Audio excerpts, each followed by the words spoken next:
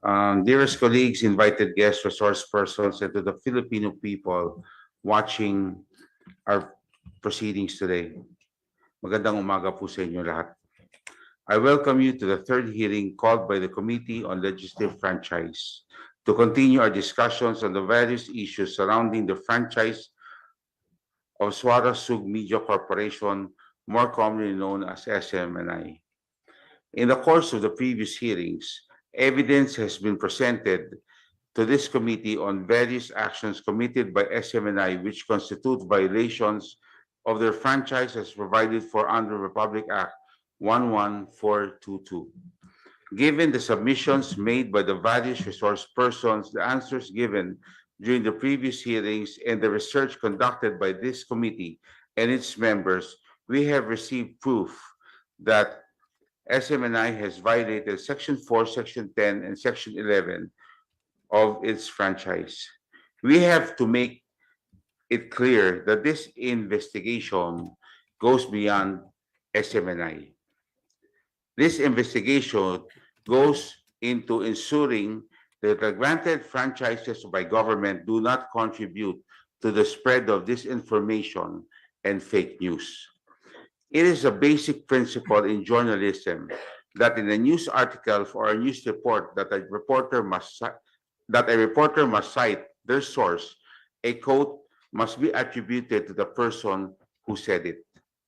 Disinformation and fake news can spread easily when sources are not identified and if people are allowed to make claims and allegations left and right without citing their source.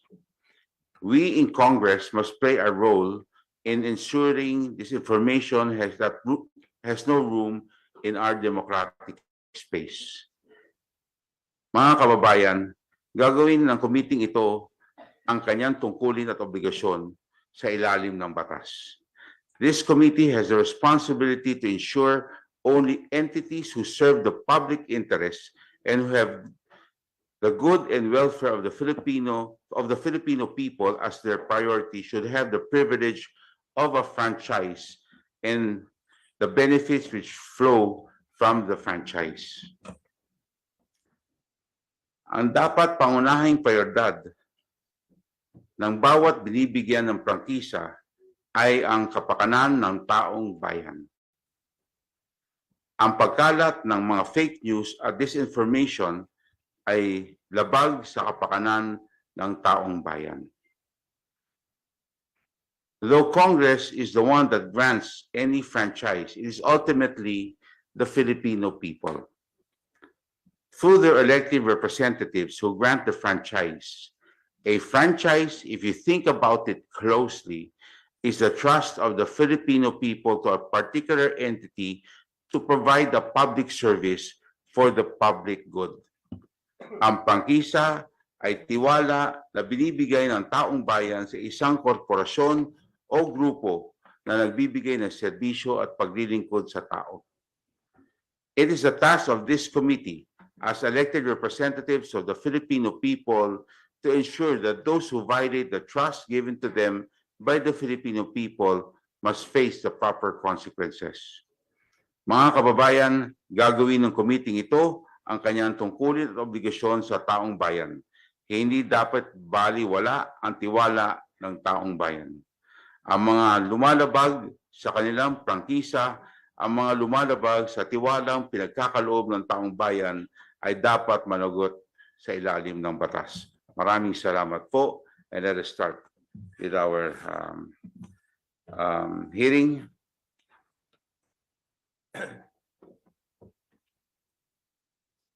The first item on the agenda is the continuation of the deliberation of the following referrals.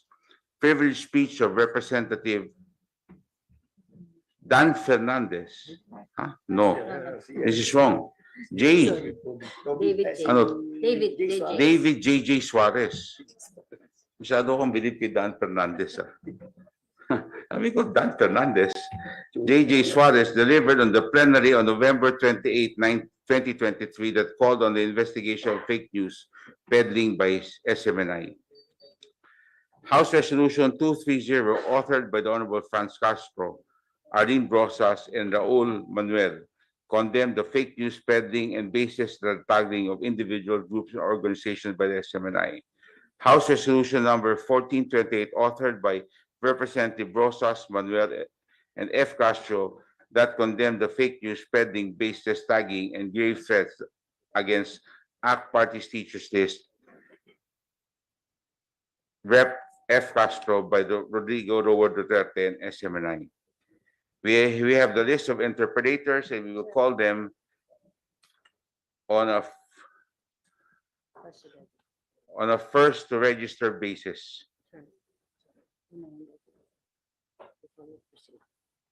Sure.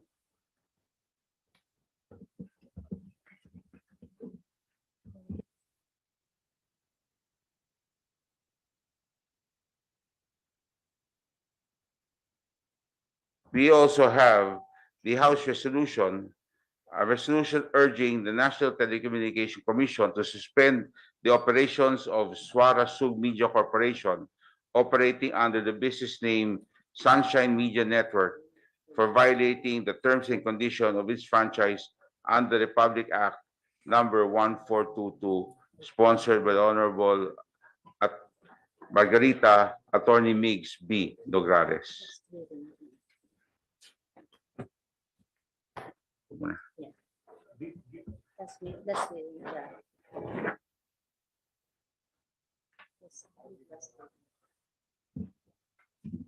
The resolution of the Honorable Migs Nograles was approved in the last hearing, and that we are supposed to discuss the approval of the committee report.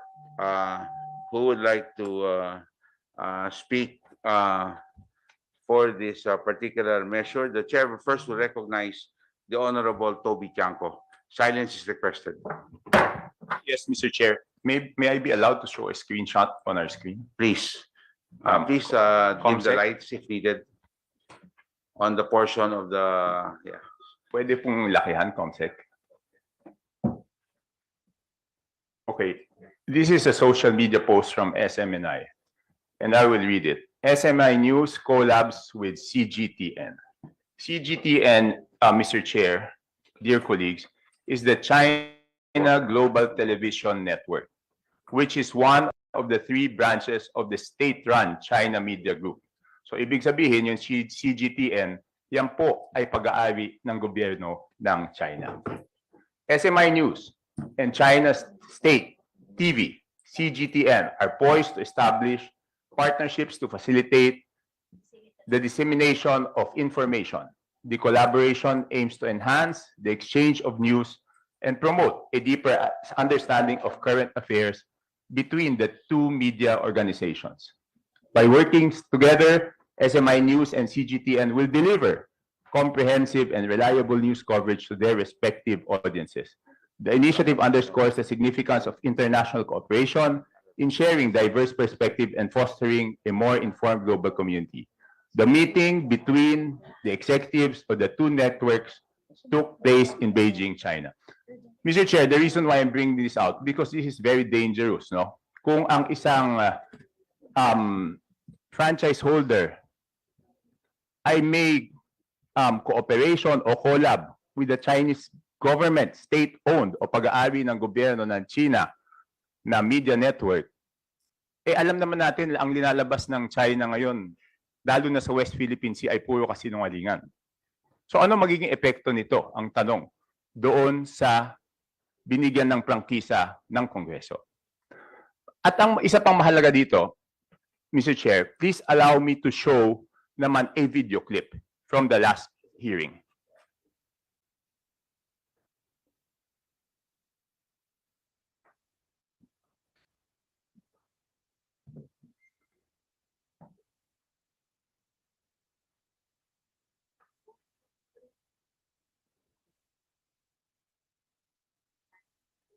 Mr. Chair, the agreement with the Chinese company is not SMNI or the Swara Sub, but it's SMNI Foundation. That's a different company, Mr. Chair. Pwede po kaya lakasan, i-replay ulit, tapos lakasan lang natin yung volume.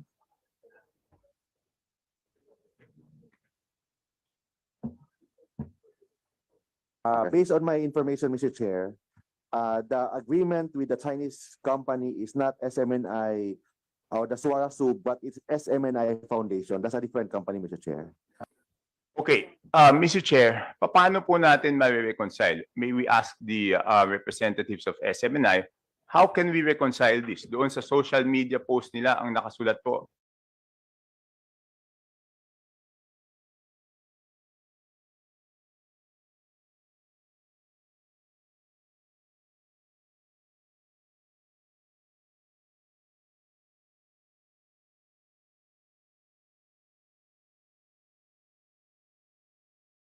The lawyer, Attorney Tolentino, is recognized. Thank you, Mr. Chair. Para klaro po sa lahat, iba yung agreement ng SMNI with CGTN, iba naman yung SMNI Foundation with China Embassy Partnership. With China Embassy Partnership and SMNI Foundation, I have with me a memorandum of agreement with the Embassy of the People's Republic of China and SMNI Foundation. This is with respect to the basketball court financed by the embassy in Davao City and Dagami, Leyte. This project is part of Chinese embassy's initiative for people-to-people exchanges with the Filipino community. Iba po yun. But with respect to SMNI and CGTN, this is with respect to the collaboration of SMNI and China State TV, CGTN, following the executive meeting in Beijing, China, last July 2023. The partnership of SMNI and CGTN will allow both parties to share only news videos that can be aired in each platform. CGTN has correspondents in different parts of the world, and through this partnership, they can also report SMNI, especially in international breaking news. On the other hand, SMNI will provide packaged news coverage. This is similar to the practice when subscribing to other international news agencies, such as Reuters, Associated Press, CNN, Mr. Chair, and Mr. Chair. agents. Before Attorney Tolentino continues his statement, I just would like to remind him he's under oath. And therefore, he must speak the truth in this committee. Because if not, I'll be compelled to make a motion to declare him in contempt of this committee. Thank you very much. Chair, Mr. Chair. Yes, before we let Attorney Tolentino continue, I think in that meeting, if I recall correctly, we can ask the stenographers to check the records of the meeting. Hindi po niya sinabi that there were two separate agreements. Ang tanda ko po, ang sinabi niya, walang agreement yung CGTN with SMNI News at isa lang ang agreement na yun po ay yung sa Chinese Embassy at SMNI Foundation. Pero ngayon po, sinasabi po niya, dalawa po yung agreement. So please, to our stenographers, kindly check kung tama po yung recollection ko doon sa meeting na yon. Kasi yun po ang tanda ko. So magkaiba po yung sinasabi ngayon na dalawa yung agreement, magkaiba rin yung sinasabi noong nakaraang hearing na isa lang po yung agreement.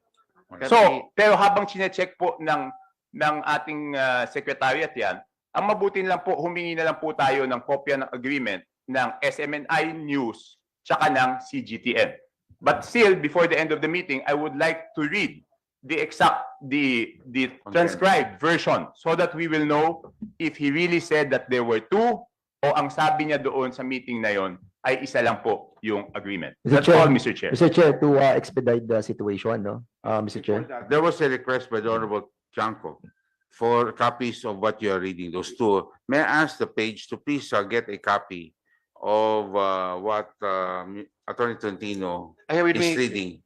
May we have a copy while you're reading it? Mr. Chairman. Yes, Mr. Chairman. Thank you very much. Mr. Chairman, in the spirit Then, of okay, the Honorable Dan in the Fernandez. spirit of fairness, may we allow the resource speaker to recollect his statement in the last hearing, thereby asking him to find out for himself kung he mentioned those statement that was mentioned by Congressman Toby. In Thank that you. case, we will be proceeding with our hearing para makatipid po tayo sa oras. Thank you, Mr. Chairman. Kasi I also believe that you mentioned that statement, Mr. Chairman. Can I make a Well, may I clarification? have the other agreement? Because there were two agreements that you mentioned. Can I make a clarification, Mr. Chairman? I'm sorry. Can I make a clarification? Yes, but can we Uh, have another copy? You mentioned of two agreements. I only mentioned one agreement, Mr. Chairman. No, you mentioned that there's a foundation and there is Can I a. finish my statement, Mr. Chairman? Okay, please. The agreement is only between SMNI Foundation and Chinese Embassy Partnership with respect to the basketball court in Davao City and Dagami, Leyte. With respect to the SMNI and CGTN, there is no written agreement yet. It's still in the process of negotiation. Mm. Okay, so we have a copy in our possession of the agreement of the Embassy of the People's Republic of China in the Republic of the Philippines and SMNI Foundation. Yes, Mr. Chairman. So you confirm Yes, that Mr. this Chair. is a copy, a true copy. Yes, Mr. Chair. Okay. And you're saying now that the second agreement does not have anything in writing. Yes, Mr. Chair. It's still on the process of negotiation. Okay. So, the Honorable Chanco, you still have the floor. Yes, that's okay. I will just coordinate the committee secretariat with regards to the transcript. And you can proceed, Mr. Chair. Okay, thank you very much. Yes, Again, Attorney Tolentino. Mr. Chair, with respect to the other issue, Mr. Chair, subject to the constitutional rights and laws, Mr. Chair, and for the spirit of Christmas and humanitarian reason, Mr. Chair, I'd like to request this honorable committee through the chair that my two clients, Ka Eric Celis and Dr. Lorraine Badoy, be released from detention, Mr. Chair, with undertaking that they will write a formal letter to this honorable committee through the chairman about this request, Mr. Chair. Thank you very much, Attorney Tolentino. We will await those letters. We're in receipt of one, but we still don't have another one. So anyway, we will go to the proper, at the proper time. I will be calling on you. Thank you, Mr. Chair. Mr. Thank Chair, you very before much, we Attorney. proceed, Yes. may I ask, sino po yung nagsulat? Dalawa yung kinontem po natin, si Celis and si Badoy. Yes, on, Sino na po ba nagsulat requesting for reconsideration? well, We are still writing it, we Mr. are in receipt this morning of a letter from Ka Eric Celis, and we will read this later. No, we will have to proceed with the hearing, Thank you, Mr. Chair. and after we have tackled, we will go to the portion where we will be discussing this. Thank you So, very Mr. much. Chair, for clarification purposes, we only have one letter at the moment that has Yes, been we do received. have. We only have one. So wala letter. pa tayong letter coming from Badoy. Opo, wala pa po tayong Okay, letter thank you, doon. Mr. Chair. Thank you very much. So the Honorable Toby,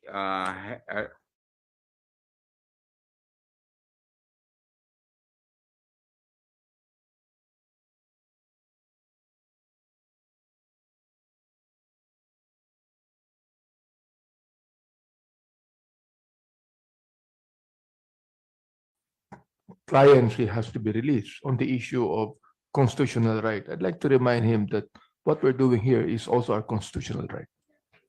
Yes, Sorry, Tolentino. we agree with that, Mr. Chair.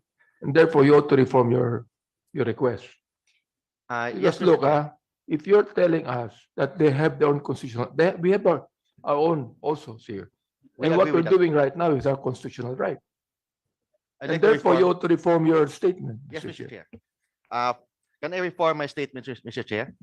okay, we will go there later, okay? Thank you, Mr. Chair. But Honorable Benny Abante, you still have the floor for any interpretation on the bill of the Honorable Mix Grales. Mr. Chair, what I just would like to raise is that I think Madam Badoy made a statement that the House of Representatives is infiltrated with the communist elements.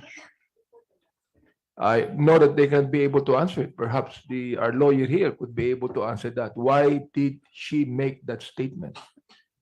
That's why, Mr. Chair, if our request will be granted, they're willing to answer that, Mr. Chair, because they have personal knowledge about that question, Mr. Chair.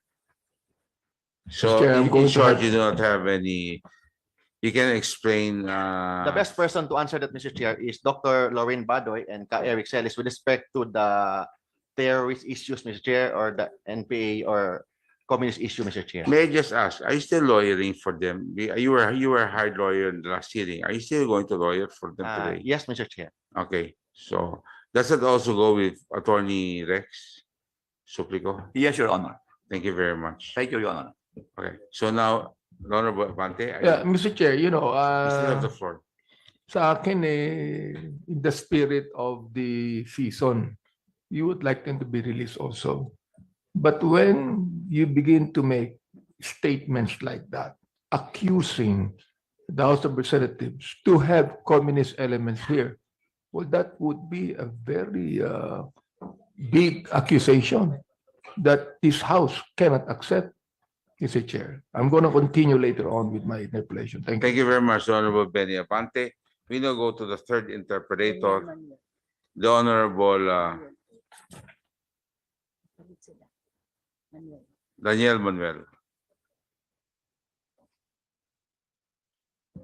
Thank you, Mr. Chair. Magandang umaga po sa lahat. Magandang umaga. Yes, Mr. Chair, ang tanong ko ay related din doon sa partnership ng SMNI sa Chinese State Media Network na Chinese Global Television Network o CGTN. Mr. Chair, may ipapa-flash po sana tayo na ilan sa mga na-observe din natin regarding this partnership kasi meron pong isang tweet ang account na SMNI News sa platform na X, which is formerly Twitter, announcing this deal. Ang sabi po doon sa tweet, at kung maaari po ay may flash din ito, and I quote, "Isang partnership deal ang nakatakdang isapinal sa pagitan ng SMNI News at ng China Global Television Network or CGTN para sa pagbabalita." End of quote. Tapos Mr. Chair, sa ilalim po nun ay yung link sa website ng SMNI News. That would be smninewschannel.com.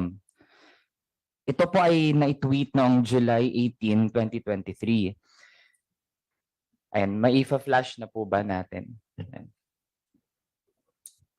Sige, while naantay po natin, Mr. Chair, para din na-explain ko ang nilalaman nitong nakita po natin. So, part po ng tweet ay yung link. So, kung i-click po yung link, dapat makikita ang news item ng SMNI to further explain ano ang partnership deal. Pero Mr. Chair, pag na-click na po ang link, ang lalabas na po ay yung error na mensahe, 404, oops, that page cannot be found. So Mr. Chair, may we know bakit po hindi na makita ang ganitong web page sa smninewschannel.com? Mr. Chair, can I ask if it is Facebook, YouTube, TikTok? May I know what platform is that, Mr. Chair? Mr. Chair, I just mentioned may tweet po sa X, which is formerly Twitter, tapos may link po ng page, pero ang link po mismo pag ini-click, ang lalabas po ay wala na ang page.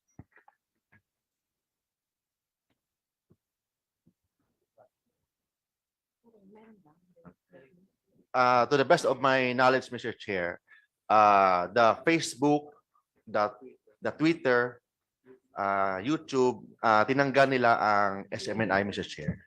Mr. Chair, ito po ay sa page mismo ng SMNI.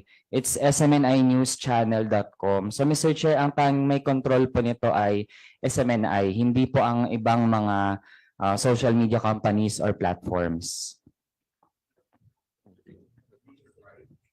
If I There's can someone Sorry. who can answer this correctly. Please introduce yourself and what position do you hold? I'm Cristina San Pedro, Mr. Chair, a part of the BOD, but also involved in operations at SMNI. Please, Thank you. please Mr. Chair. answer. Okay. Maybe the Honorable Raul Manuel was saying the link that he was saying was because most of our videos on our website before was hosted by YouTube, and since our YouTube Mr. Chair, allow me to channels interrupt. are taken out. Hindi po connected ang inyong website sa YouTube.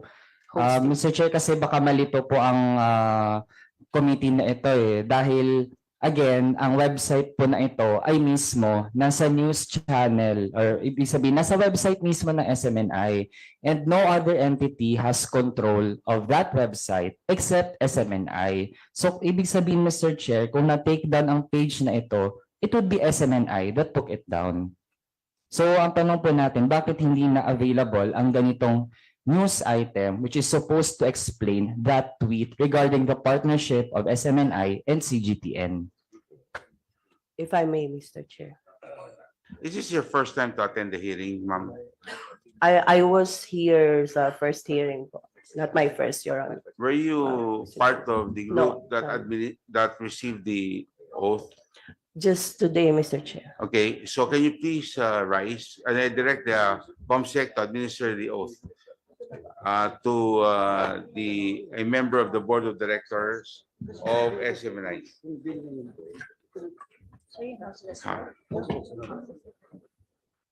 Please stand and raise your right hand. Kung sino pa ho nandito na naimbitahan na galing po sa SMNI na bagong imbita, please sabay-sabay na po kayo tumayo.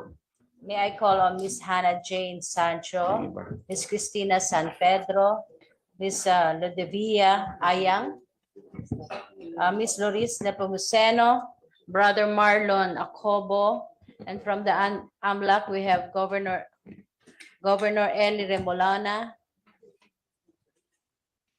From the NLRC, may I ask Mr.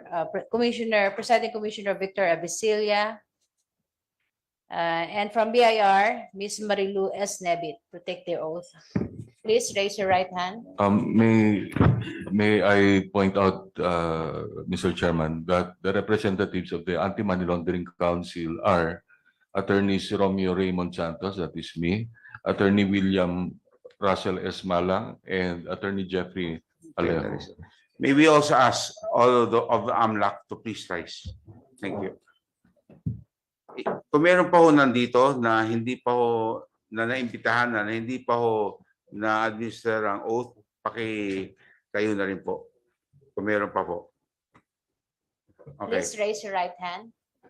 Do you swear to tell the truth, the whole truth, and nothing but the truth before this congressional inquiry, so help you God? Thank you. Thank you very much. Sa mga panauhin. So, we now proceed. Please reply to the question raised by the Honorable Manuel. Thank you, Mr. Chair. To the best of my knowledge, we have discussed that with our technical persons that some of our videos are being hosted in YouTube, so therefore it disappears. That's as far as I know about disappearance of videos for the moment, Mr. Chair. The Honorable Manuel. Mr. Chair, I don't think we have to be technical experts about the internet and websites para po maintindihan na hindi po katanggap-tanggap ang naging sagot. Mr. Chair, ayun po naka-flash na sa ating screen. Ay kung pwede po ma-back para mapakita lang natin ang tweet regarding the partnership from the Twitter account. So Mr. Chair, ayan, yan po ang tweet mismo ng SMNI News at andyan po yung link, yung naka-blue. Tapos po kapag i-click na po ang link, ayan, so pwede na pong next, yan po ang lalabas. So again, that website is by SMNI News itself. The page that is supposed to contain the news na nandun sa tweet is hosted by the SMNI website. So, Mr. Chair, maybe we can hear for one last time kung meron pong ibang paliwanag. Kasi kung wala pong ibang paliwanag, then we can only conclude for ourselves kung bakit tinanggal na iyan ng SMNI. Again, Mr. Chair, if we go back to the tweet that the Honorable Manuel is pointing out, it says that isa sa pinal po, so it doesn't mean even na wala po yung video, which we cannot also know right now kung ano po yung pinapoint out niya na video. Ang sinabi po ng tweet ay isa sa pinal, so ibig sabihin po yung sinasabi po ni Attorney Mark kanina na ongoing po yung transaction, wala pa pong nangyayaring final na transaction with CGTN. Maraming salamat po. Mr. Chair, the resource person is not answering the question. We are actually not referring to any video which is hosted by some other platform like YouTube or iba pa. Ang nasa link po ay mismo galing sa SMNI, and clearly gusto nating i-establish ang fact na tinake down ng SMNI ang sarili nilang balita to explain the details of that partnership with the CGTN. So, Ma'am, please reply. Tinanggal niyo ba o inalis niyo ba? Mr. Chair, wala po akong personal knowledge. Kung yan po ay tinake down, yun po ang to the best of my knowledge na ma-i-explain ko na napag-meetingan namin ng IT before pa way back kung bakit nawawala yung iba namin mga videos. Sino pwede mag-explain na to? Kung hindi ko kayo ang board of directors, di ba dapat yung mga lahat yan, yung mga technical, mag-explain sa inyo kung ano nangyayari sa inyong website at ang inyong mga tweets? Yes po, Mr. Chair. So Can yun you, po, is there a way you can ask that now? And I'll get back to you later. yes po, Mr. Chair. Okay? Thank you. And I know si Attorney Rolex, kino-coach ka rin yan. Kaya, Attorney, baka pwedeng patawagin po natin at malaman po natin para matapos na po itong mga issue ko din. Maghihiling na naman ako para pag-usapan po yung mga issue yan. Okay? Yes, Your Honor. Salamat, Attorney. Ang ginagalang na Thank Attorney Rolex, supliko. Thank you, Your Honor. Isang elementary pa lang ako, binabasa ko na yan. Nasa dyaryo. Ngayon, kasama ko na. Okay. At Thank you. roommate ni Congressman Dan Fernandez na inamin ni Congressman Dan. Ang ganyan, yan ay ibang usapan yan, ha? Kung ano pong, at saka may relationship kayo, binanggit mo, no? So, babanggitin natin. Gusto ko malaman ang klase relationship yan, Kong Dan. Okay. Sige. We now proceed. The Commonwealth has the floor. Please proceed. yeah, thank you, Mr. Chair. So dahil po apparently ay na-take down ang news item na ito, galing mismo sa SMNI, they posted it and then tinake down din po nila. So tatanungin na lang din po natin ang mga detalye. So dun po sa partnership ng SMNI News tsaka CGTN ay aside dun sa video sharing, ibig sabihin po ba noon the Chinese media can feed us with videos na pwede nating i-play dito and the other way around? Ano po ang terms na gustong ma-achieve ng agreement ng dalawa? To whom? To anyone po in Anyone. SMNI. Yes, ma'am. Kayo pa rin. If I may, Mr. Chair. Yes, you may. Ang natatangi po na magiging laman po ng agreement na yan ay kung mayroon po silang video footage na gusto namin na gamitin sa aming balita, ay pwede po namin gamitin at hindi po nila kami pwedeng diktahan kung anong balita ang aming ipapalabas. The same goes with them. Katulad rin po yan ng subscription sa routers, yung pinapaliwanag po kanina ni Attorney Mark. Ganun lang po, Your Honor. Mr. Chair. Honorable Daniel. Mr. Chair, dahil nga isa sa mga issue na mahalaga din at dapat nga ay may active role ang lahat ng mga Pilipino ay ang pagdepensa ng West Philippine Sea. So, Mr. Chair, so far, may mga napapublish po ba na mga balita ang SMNI in connection to the issue of the West Philippine Sea?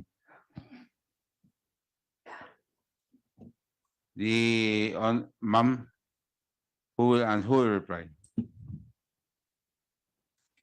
Yes. Please state your name. Good morning, and sir. position. Hannah Sancho, SMNI po. Member po ng BOD and kasama din po sa operations ng SMNI. Sure. Kung ano po yung mga balita po na nakukuha ng mga reporters namin with regards po sa issue po ng West Philippine Sea ay binabalita po namin po. So, Mr. Chair, how often ang coverage ng SMNI regarding what is happening in the West Philippine Sea? Please proceed. Your Honor, Yes, please reply. whenever magkakaroon po ng press conference na pinapatawag po ang Department of Defense or Philippine Coast Guard in relations po sa West Philippine Sea, meron po tayong reporters po na nagko-cover and binabalita po nila on the same day po. May mga beat reporters po tayo sa Defense, sa PCG po, lahat po ng areas na may concern po sa West Philippine Sea. Mr. Chair, would SMNI agree na ang West Philippine Sea ay bahagi iyan ng teritoryo ng Pilipinas? Yes, Who will reply? Attorney Tolentino. yes, Mr. Chair, we agree that West Philippine Sea is part of the Philippines. Now, Mr. Chair, with that, paano po natin matitiyak na ang coverage when it comes to this issue ay tunay na magiging aligned doon sa ating claims with the West Philippine Sea kung ang partner mismo ng SMNI ay isang media network na ito ay bahagi talaga mismo o ito ay pagmamayari ng Chinese government. Sama sa Attorney Tolentino. sinasabi ng ating director, hindi didiktahan ang SMNI kung ano yung news na ipapakita. But based only on the video, parang hiraman ng video, same also yung ginagawa ng other media networks na mga subscribers. Kasi yung subscription kasi ng Reuters, yung agency funds, may bayad po yan. But with respect to CGTN, walang bayad po yan. So, yun ang pagkakaiba. But still, ang ginagamit natin, yung mga video clippings, maganda na po, but it doesn't mean na may dikta on the part of the CGTN to the SMNI. In fact, per record, Mr. Chair, wala pa pong final written agreement with SMNI and CGTN. Mr. Chair, what is the timeline of that agreement? When is that expected to be finalized at kailan mapipirmahan? Who can reply? Attorney? Yes, ma'am. Thank you, Mr. Chair. For now, wala pa pong timeline itong mga usapin na ito sapagkat lumalalim po ang ating usapin sa West Philippine Sea. Yan lang po. Thank you. Can SMNI elaborate on that, Mr. Chair? Kasi ang nabanggit kanina, whatever is the stand of, for example, China doon sa West Philippine Sea, hindi daw makaka-affect sa kanilang coverage. Pero ngayon, Mr. Chair, ang binabanggit dahil umiinit ang issue, then hindi pa definitely makapagsabi ang SMNI, kailan mapipinal ang agreement? Katulad po ng sinabi ko, Mr. Chair. Yes, please. You have the Yes po. floor. Katulad ng sinabi ko po kanina, wala pa pong final date dahil hindi pa po kami uli nakikipag-usap sa CGTN kung kailan po ito maisa sa pinal. Kaya po ang aming mga balita ay isa sa pinal. Sige, Mr. Chair, kasi ang naging tweet mismo ng SMNI News, ang pinakita natin kanina, ang sabi po doon, the partnership deal is set to be finalized. And ang date po noon ay July 18, 2023. So Mr. Chair, ilang buwan na rin ang lumipas, kaya I think it is timely for us to ask, no? Kasi nga ang involved dito ay ang patuloy na operations ng SMNI, and we have the right to know kung kailan talaga ma-finalize ang ganitong agreement, kung ito naman ay titindigan talaga ng SMNI na matuloy. Mr. Chair, Yes, Attorney the last Tolentino. meeting with the executives of SMNI and China State TV, the CGTN, was last July 2023. But still, we are still in the process of negotiation. It's not yet final. Hopefully, as soon as possible, as long as wala pong ma-violate na law ng ating batas, we will agree. But assuming na may violations of the law, we will not sign any agreement with the TV CGTN. That's why we would like to undertake na yung SMNI, we will follow all the laws and the Philippine Constitution with respect to this agreement. Na Mr. Chair, ang kasunod po natin na magiging tanong, no? Dahil ang SMNI, as we have observed, naging part ng kanyang pag-present ng mga balita, whether totoo man o hindi, ay ang pagre-red tag sa iba't ibang mga tao. Mr. Chair, concerned ang ating mga mangingisda na nandyan sa area na malapit sa West Philippine Sea dahil sila sa totoo lang mahal nila ang bayan, tapos ang at stake dyan ay aside sa territory natin, kabuhayan nila. Now, Mr. Chair, they are very bothered with this kind of partnership dahil kapag halimbawa sila ay nagsalita in defense of the West Philippine Sea, paano sila i-cover ng SMNI kung ganon kasama ang tingin sa mga taong nagpapaabot lamang ng kanilang mga hinaing. They fear that if ever lumala ang nangyayari sa West Philippine Sea, baka sila pa ay i-red tag ng SMNI, tatawaging mga kalaban ng bayan, when in fact what they are doing is actually in service of the goals of our country. The reply, does that, are you asking for a reply? Yes. Attorney Tolentino. We believe, Mr. Chair, that there is no red tagging. We never practice red tagging. And in fact, wala po sa batas ang red tagging, Mr. Chair. So, sandali. So ang sinasabi ho nyo, hindi kayo nag-red tag. Never. Then Mr. Chair. you follow it up by, there is no law Yes, Mr. Chair. that describes red tagging Yes, Mr. or Chair. defines red tagging. Yes, Mr. Chair. Yes. Mr. Chair, meron na pong mga bahagi ng ating judicial branch na nag-define ng red tagging. We have Associate Justice Marvic Leonen, nandiyan din ang Manila Regional Trial Court.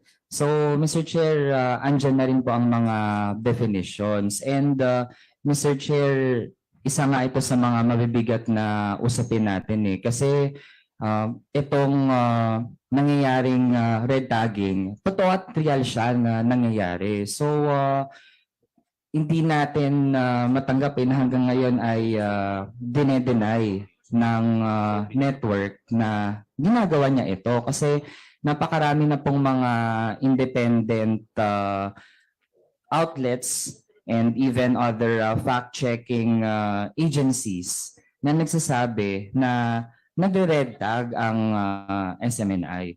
Halimbawa, Mr. Chair, so actually maliban dun sa issue nga, di ba, ng pangre-red tag sa mga defenders din ng West Philippine Sea, ay napakarami ding mga usapin pa.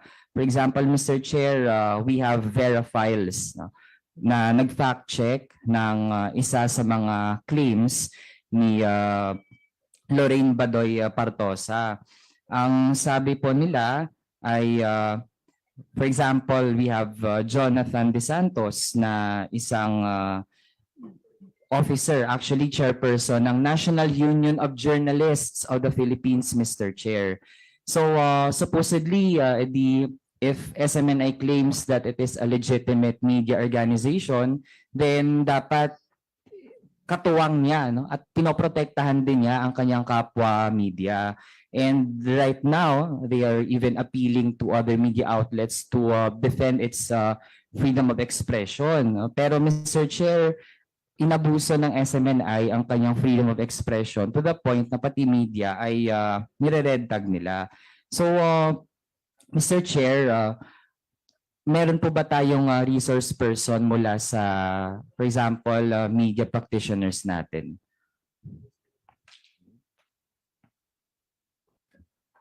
Yes. Mr. Chair, meron po bang from like media practitioners? Yes. Yes. Can you already reply? Kasi we will have to move, no? We're still discussing the bill of the Honorable Nograles, the committee report. So we will have to wind up already so that we can move on to the other questions, no? Okay. Yes, please. Mr. Chair. Yes. Mr. Chair. Mr. Chair. Oh, the Honorable Clarify Nograles, lang, I'm sorry, ma'am. resolution pa po, hindi po bill yung final ko, resolution po. Yes. Resolution po. Sinasabi mo kasi Mr. Chair bill, hindi po bill. My yung final apologies. ko. The resolution authored by the Honorable Nograles. My apologies. We now proceed, please. Mr. Chair, I was asking if meron pong mga resource person tayo from like media practitioners or media groups. Please. Mr. Chair, with all due respect, I will defer the question of the Honorable Raul Manuel to our in-house consultant for broadcast operations, Mr. J. Sonsa.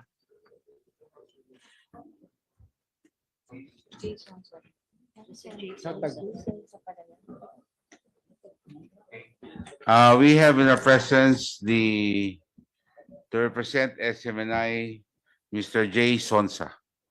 You have the floor, sir. Maraming salamat po, Mr. Chairman. With respect to the things that were elucidated, explained by the honorable congressman from the party list. Yes, sir. For as long as there is a jurisprudence and there is an approved law pertaining to red tag, I'm sure any and all media practitioners will follow it. In the meantime, that there are no laws, or what he was mentioning were independent opinions of some associate justices.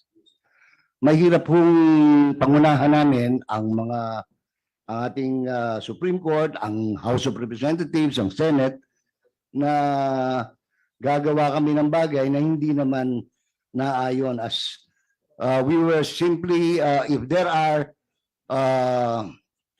kung meron po kayong naiisip na na-red tag kayo, perhaps it was simply because there were descriptions which were pronounced by the very Anti-Terrorism Council.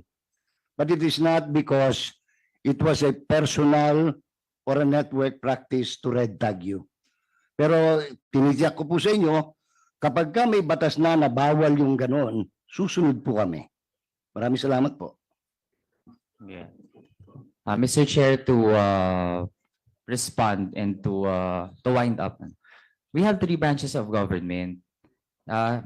While sa atin po, Mr. Chair, we filed a bill to criminalize red tagging. Pero habang wala pa po yan, hindi ibig sabihin na wala tayong gagawin kapag nangyayari ito. And in fact, kaya natin sinasalang ang mga resolution, ang isang resolution and other resolutions at mga batas, panukalang batas dito. Dahil gusto nating mapanagot ang mga actually supposedly nasa media, pero sila din ay nasa forefront ng red tagging, na ang batayan nito, Mr. Chair, ay maraming kasinungalingan. Kasi napakadaling maghabi ng kasinungalingan. We can have 1,000 versions of lies.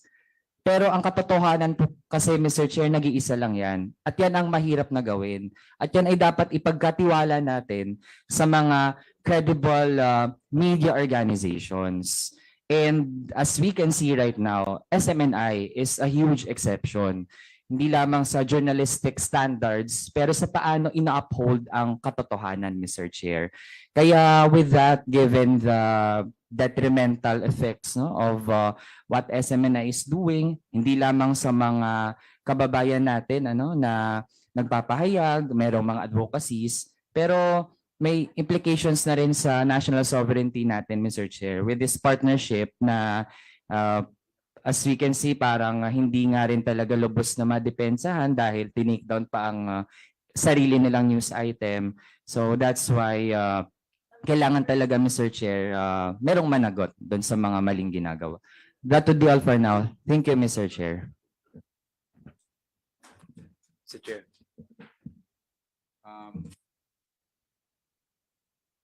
Manuel, after that, we will go to the Honorable Gutierrez. But before that, the chair would like to recognize the new members that entered the hall after the roll call was made. Of course, the chair would like to recognize the Honorable David J.J. Suarez of the 2nd District of Quezon, the Honorable Edsel Galeos of the 2nd District of Cebu. He is in here already. Of course, I saw the Honorable Jervy Luistro of the 2nd District of Batangas. Welcome, ma'am. The Honorable Daphne Lagon of the 4th District of Cebu. Welcome to my neighbor. The Honorable Jeff Konghun, the 2nd District of Zambales. To the equally good-looking representative of the city of Parañaque, the Honorable Congressman Edwin Olivares. Thank you for coming. Of course, to the Honorable Christian Unabia of the First District, Misamis Oriental, and last but not least, to the hardworking honorable member of this council of this Congress from the Second District of Marikina City, who promised to be here after the BICAM, and I hope the budgets have improved. The Honorable Stella Luz Kimbo of the Second District of Marikina City. Welcome, ma'am. And of course, yes, I was looking for him early on.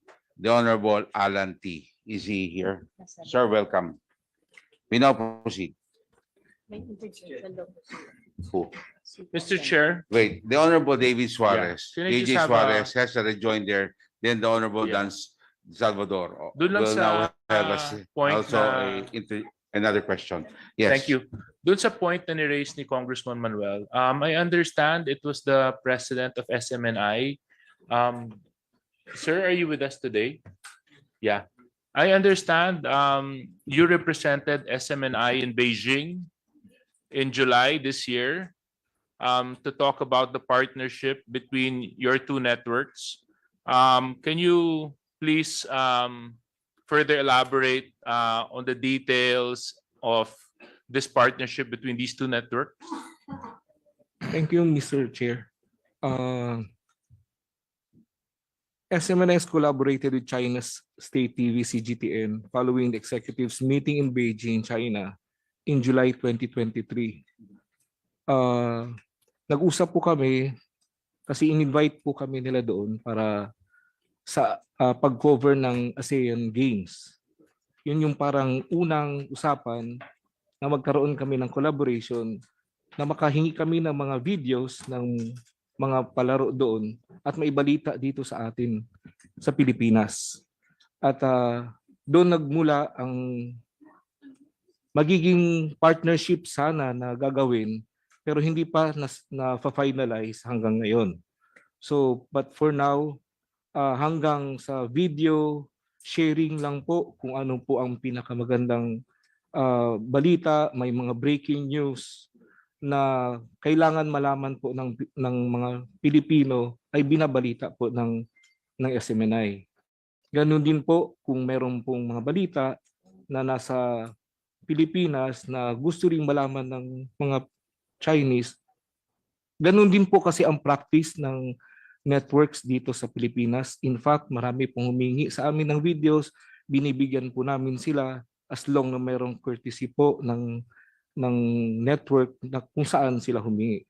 Ganun din po kami, humingi din po kami sa kanila. Ganun lang po kasimple ang partnership. Wala pong ibang,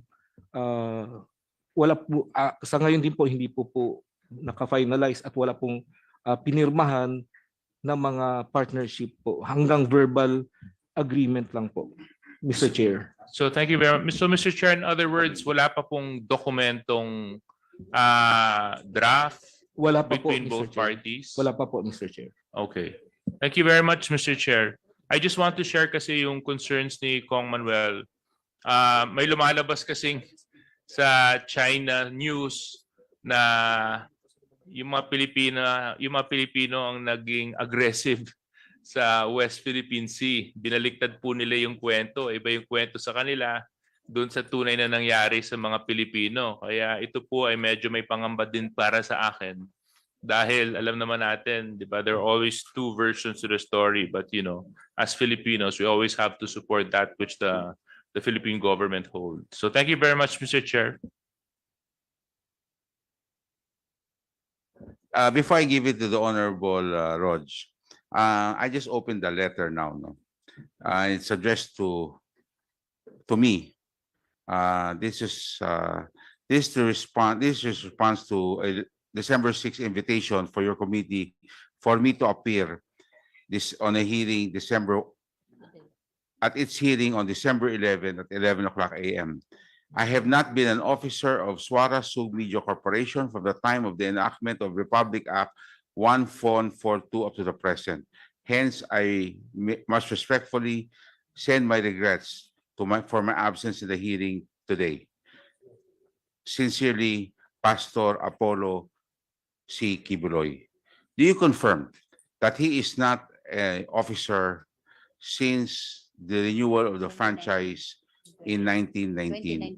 The Honorable Mr. President, Mr. Rosete, hindi po opisyales siya post kasi inimbitahan namin sa hearing niya na ito si Pastor Kibuloy. Mr. Chair, hindi po, Mr. Chair. So, but he owns, may shares po siya sa kumpanya. Establish po natin yun. Meron ba? Ha? Kulang ko na. Yes, Thank you, Mr. Chair. yes, Attorney May I be recognized? Suplico, you're recognized. Your Honor, in 2018, Pastor Apollo owned 1.5% of the stock holdings of Suara Sub Media Corporation. But sometime in 2021, 2022, he donated his shares to the cooperative, which is now reported, which is now in the cooperative is now listed as a stockholder of Suara Sub Media Corporation as of the filing of the 2023 amended GIS. When did, in 2020, wala na po ba si Pastor Kibuloy? 2020, he was still a stockholder. Officer? No, not an officer, Your Honor, but a stockholder Yes, as to 1.5%. That correct. is 2023 siya nawala eh. 2020, sometime in 2022, Your Honor. Okay. So, kaya nga, pag report sa 2023, wala na po yung pangalan niya. That's correct, Your Honor. And he has 0 shares in SMNI or Yes. Swalasug? At the moment, yes, Your Honor. No shares? No shares at all. Okay, under his name. Yes, Your Honor. But if he is a member of the cooperative or any other company, then he could still have his shares. He is correct? not a member of the cooperative, Your Honor. He's not also a member. That's He's not correct. also a director of any of the other corporations that are involved in the Seoul. How about the Seoul Corporation? Yes, Your Honor, he is not. He's not. Yes, Your Honor, he is not. So in any form, shape, or manner, he's not an owner. That is correct, Your Honor. Okay. Are you feeling better now? Because last hearing, you had to run to the clinic. Are you okay?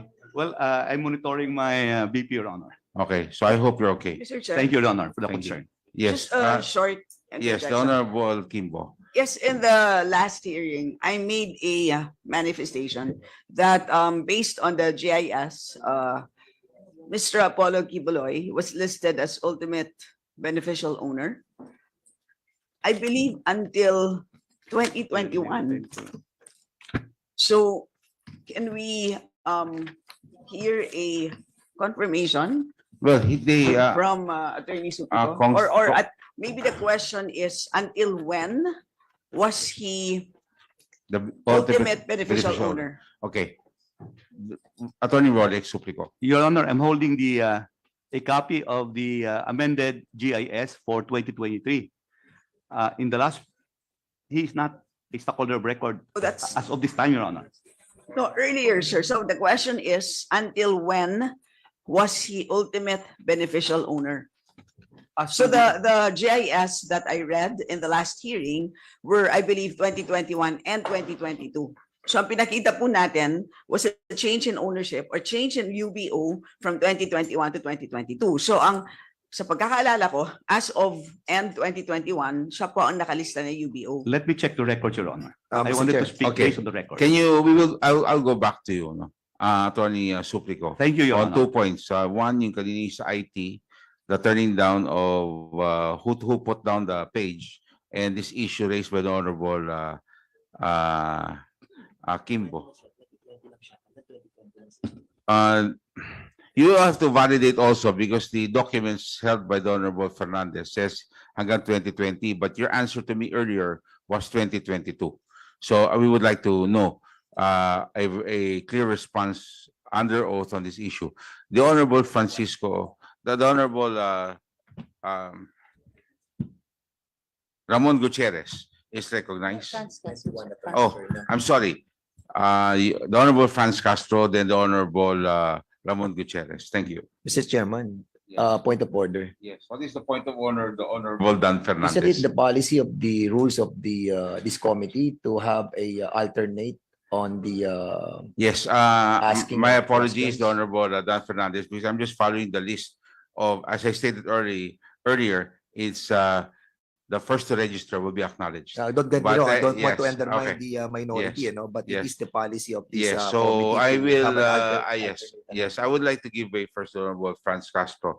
Then if the Honorable Gutierrez will give way to you, then we will go for it, okay? Hindi, kasi As a yung- senior member Kasi of ibang the, majority, kasi mo- majority are also because waiting for they, their turn. yeah, but you will have to put your name. Yeah. Because, if you're not in the list, then I will not be able to determine who's majority and minority. Like, tiyo ko po yan, kaya kaya ko pong sabihin yon. The Honorable Franz Castro is recognized. Thank you, Mr. Chair. So ito dapat tatanong ko nung second nung second committee hearing, the rundown of the different cases filed against Lorraine Badoy and also to Lorraine Badoy. Okay? Siguro ang unang tanong ko po, Mr. Chairman, si Attorney Tolentino po ba yung attorney rin or counsel po ni Lorraine Badoy sa lahat ng kaso? No, Mr. Chair. I've only engaged with respect to this hearing, Mr. Chair. Okay. So thank you po siguro for the for the information ng ating committee, ira-rundown ko lang po yung ilan sa mga red tagging na ni Lorraine Badoy na nakasampa na ngayon doon sa iba't ibang mga complaint na in relation din po doon kay Representative Pimentel last time. So nung April 9, about kay Maria Ressa, yung April 19, 2022, this administrative complaint filed by the Office of the Ombudsman, violation of Section 4A of the Code of Conduct and Ethical Standards over malicious and defamatory posts and articles against journalists. So Ressa listed as at least 9 instances when Badoy branded her as an enemy of the state using his verified Facebook page or through official websites. So Badoy had also falsely declared Rappler as an ally and mouthpiece of the CPP-NPA. So ito po yung isang kaso. Pamilya po ba kayo doon sa program? I have no personal knowledge with respect to that case, Mr. Chair. So wala kayong So next, Mr. Chair, another one, Mr. Chair, yung former Kabataan Representative Sara Elago. On December 7, 2022, this is also an administrative complaint, violation of Code of Conduct and Ethical Standards for public officials and employees against 6 officials of NTF-ELCAC, including Badoy, filed with the Ombudsman. Badoy and other officials were charged and committed grave misconduct for repeatedly claiming she was a communist rebel and accusing the Progressive Party List group of acting as a front organization for the CPP. So former Representative Elago argued 6 government officials were acting in official capacity and are guilty of malfeasance when they made claims against her. So ito rin po isa rin pong kaso. And then on December 4, 2020, ito po yung kaso ni Lorraine Badoy when she was still a spokesperson of the NTF-ELCAC. 2020 pa po yan. So December 4, 2020, by karapatan, criminal and administrative charges against Badoy, NSC, Hermones Esperon Jr., Antonio Parlade, and Mocha Uson for crime against humanity by persecution under 2009 law incorporating international humanitarian law. So Karapatan Secretary General Cristina Palabay said she and Karapatan had been persistently tagged as terrorist members or supporters of the CPP-NPA by the respondents.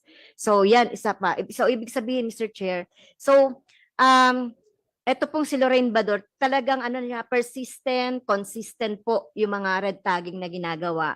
Hindi lang po siya ngayon, sa nakalipas pa, even before ngayon na natin pinapatawag natin sila, no. So marami pa pong kaso.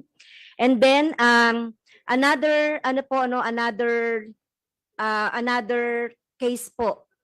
sa Supreme Court, October 2022, various lawyers, judges, law practitioners, and their respective organizations. So the Supreme Court, motu proprio, and the following numerous formal and informal complaints raised to its attention, ordered her to explain why he shouldn't be cited in contempt after her online rants against Judge Magdosa Malagar.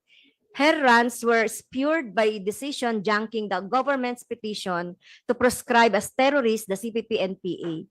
Magdosa Malagar said crimes alleged in the government petition were against the law but did not fall under the terrorism as defined in the HSA. So sinabi po dito no sa isang kanyang programa, Mr. Chair, if I kill this judge and I do so out of my political belief that all allies of the CPP, NPA, and DF must be killed because there is no difference in my mind between a member of the CPP, NPA, and DF and their friends, then please be lenient to me. She has also insinuated that judge's husband, UP Cebu Chancellor Leo Malagar, has links to CPP, NPA and used to be communist cadre.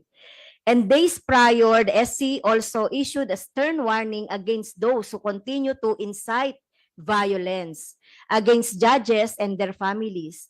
It said such action will be considered as contempt of court and will be dealt with accordingly. So, sinasabi natin, Mr. Chair, dito, yung about po dun sa mga red tagging. So, meron na po itong jurisprudence na binanggit po ni Representative Manuel at meron na rin po itong sa Supreme Court.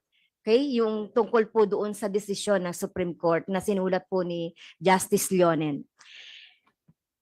And isa pa po, last na po ito, Mr. Chair, yung Ibon Foundation, February 10, 2020, administrative complaint with the Ombudsman against Badoy, Parlade, and Esperon, further persistent attacks against and red tagging of progressive groups, which the policy research group said violated provisions of Code of Conduct and ethical standards for public officials and employees, conduct grossly disgraceful of the public interest, unprofessional, unjust, and insincere political bias, unresponsive to the public, distorting nationalism and patriotism. So leading up to the complaint, Badoy, in an episode 1 News, the chief claimed that Ibon was part of the CPP instead of addressing Ibon's concern after in fact check numbers cited in the Duterte legacy campaign. So ito pa po yung mga madadagdag nating mga complaint at kaso po against dito kay Lorraine Badoy. So ang meron po akong ilang tanong po dito sa KBP. Nandiyan po ba ang KBP Mr. Chair?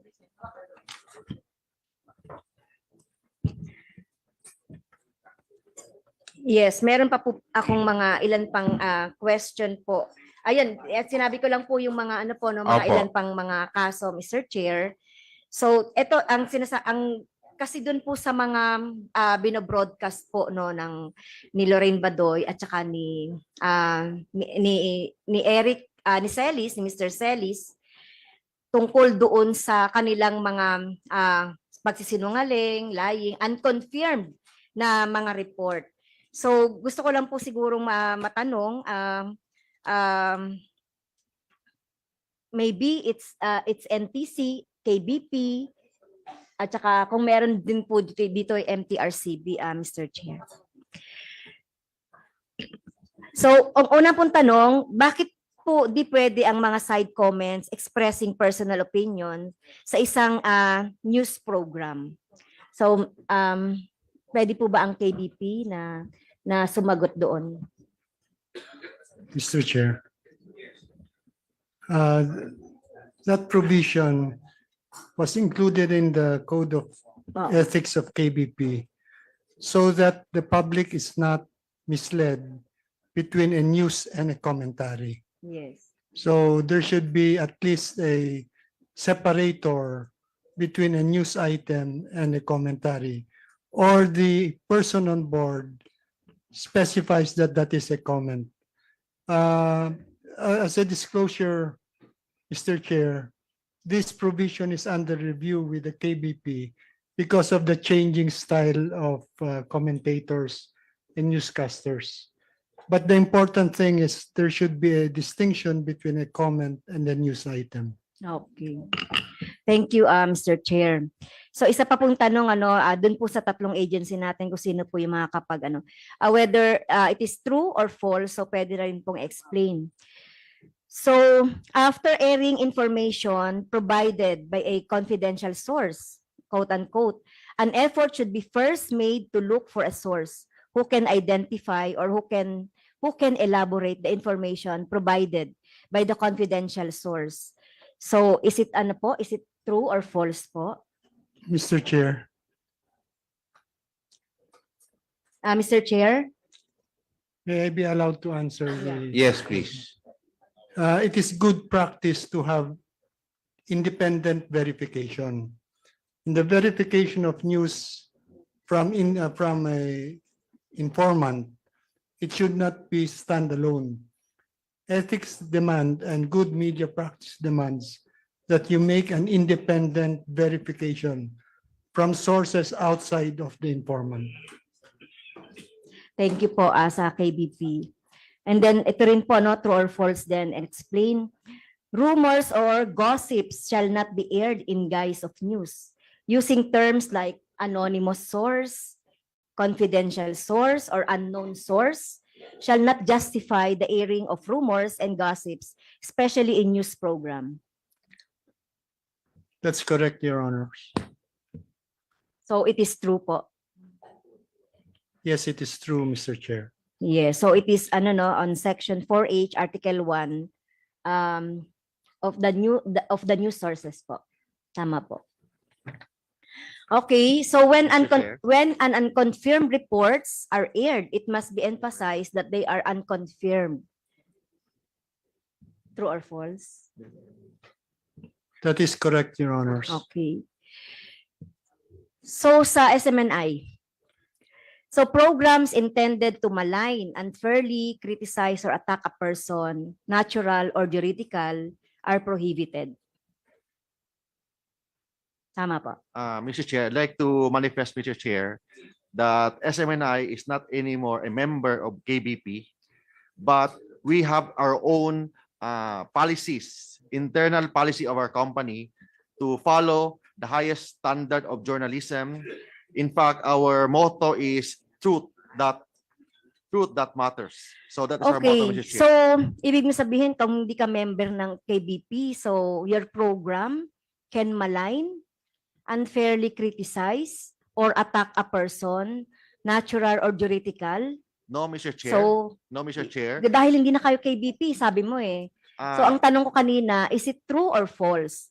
Programs intended to malign, unfairly, etc. Sinabi mo dahil hindi ka na member. No, Although it is in the section 2 article 4 on personal attack. Even though, Mr. Chair, that we are not part anymore of KBP, we have our own standard of journalism, Mr. Chair. Okay. Mr. Chair? Interjection.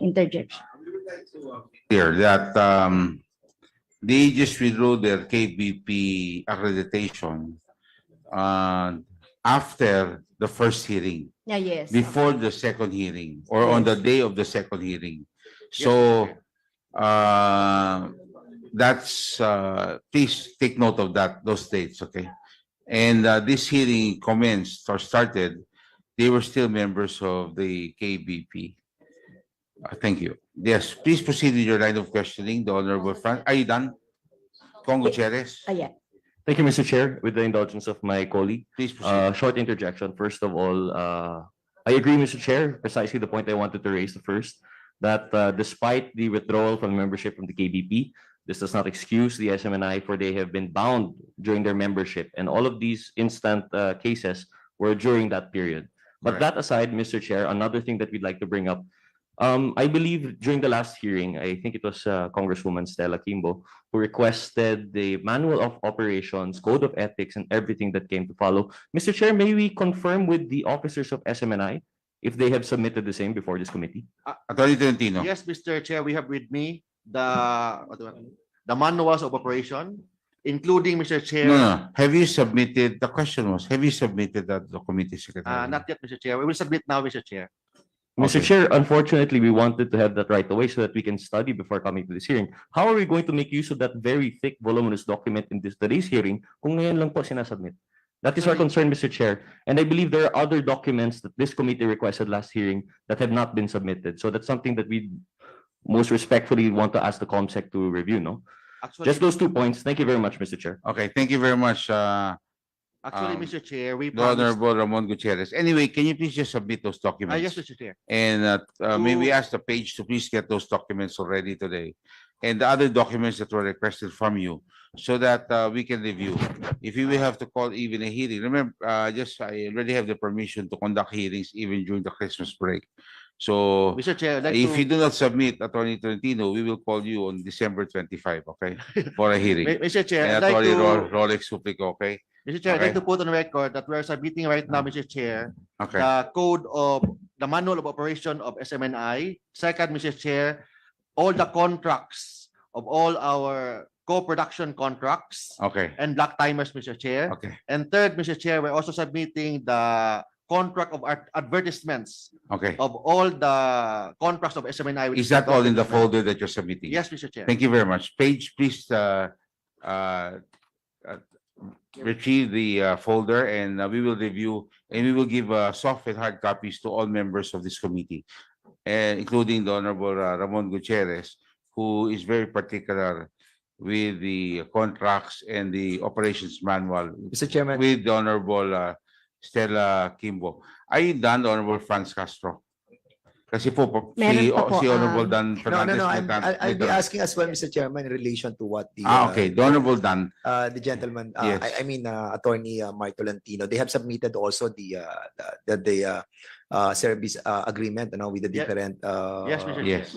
sponsors. Andyan na po. But have you submitted also the official receipts and different invoices that together with all these agreements? It was not part of our, but we will submit that, Mr. Chair. I remember in the last Okay. time we asked for the submission of all this document as well. Receipt of. Yes, the Mr. Chair, invoices including in and the contract, Mr. Chair. Yeah, I know, but Maybe for us to if- find out yes. if they are totally paid or not yet, invoices pa lamang binibigay nyo. So we need that document as well. Okay, so Yes, please Mr. Chair, we will submit. submit that within the day, Okay. Mr. Chair. Okay, the order is we will request SMNI to comply with the request of the Honorable Dan Fernandez. Ma'am, you still have the floor. Yes, thank you sa clarification, Mr. Chair. Mahalaga Opo. itong tanong ko na ito dahil pinapakita natin dito yung responsibility po ng SMNI sa kanyang mga whether it is black timer, whether it is their talent, ay may responsibility sila na sumunod po doon sa tamang mga rules natin, o kung di man sila kasama doon sa KBP. So itong babanggitin ko at ipapakita ko mamaya na situation at program nila ay before naman na yan na matanggal sila sa KBP. Pero hindi ibig sabihin dahil tanggal na sila sa KBP, hindi sila magpa-follow ng yung tamang tamang pagbo-broadcast. Opo. Okay? So kaya nga tinanong ko dito, sinabi ko kanina, true or false, programs intended to malign, unfairly criticize, or attack a person, natural or juridical, are prohibited. Okay? Although nandiyan yan dun sa KBP, So is it true or false? Kasama din ba yan doon sa nyo? Yes, Attorney Tolentino. Attorney Tolentino. Stand, Mr. Chair, although we are not anymore a member of KBP, we have our own standard of ethics. We have our own standard of journalism, Mr. Chair. Okay. Okay, so Yeah, ano nga okay. yung standards ninyo as regards the program that intend to malign, unfairly criticize, or attack a person, natural or juridical? In compliance with our promise, Mr. Chair, we had with me also the manual of operation, Mr. Chair, that we are going to submit today to the Honorable Committee, Mr. Chair. Okay. Okay, kasi Thank you. Mr. Chair, itong sinasabi ko kanina na standard na hindi dapat ginagawa before. Alam ba, sa akin, sa organization or even din kay the Congress, yung tungkol doon sa tungkol doon sa travel, etc. So kailangan ay makita natin yung ng SMNI as regards to this. Itong mga sinasabi nating pagmamalain. Okay. Opo. Meron po akong last na, Mr. Opo. Chair. Salamat po. Maipakita ko lang sa inyo yung isang program nila, yung Laban sa Bayan, kaugnay dun sa Okay. pagmamalain May sa video akin. po tayo. Yes, at Can we pagbibigay air sa the akin ng videos? Can we air the video as requested by the Honorable Castro? Please dim the lights if needed. Thank you.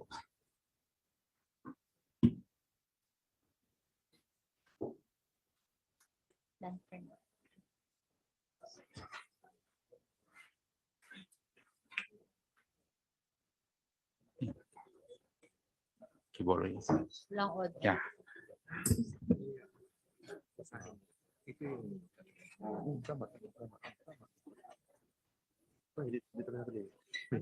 Yung 1.9 billion.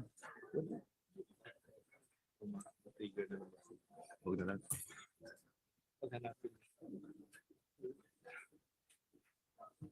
Gutom na ako.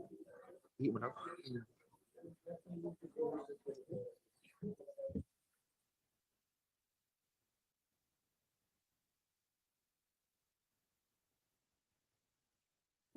Meron yatang Mr. Chair? Mr. Chair, meron yatang technical problem?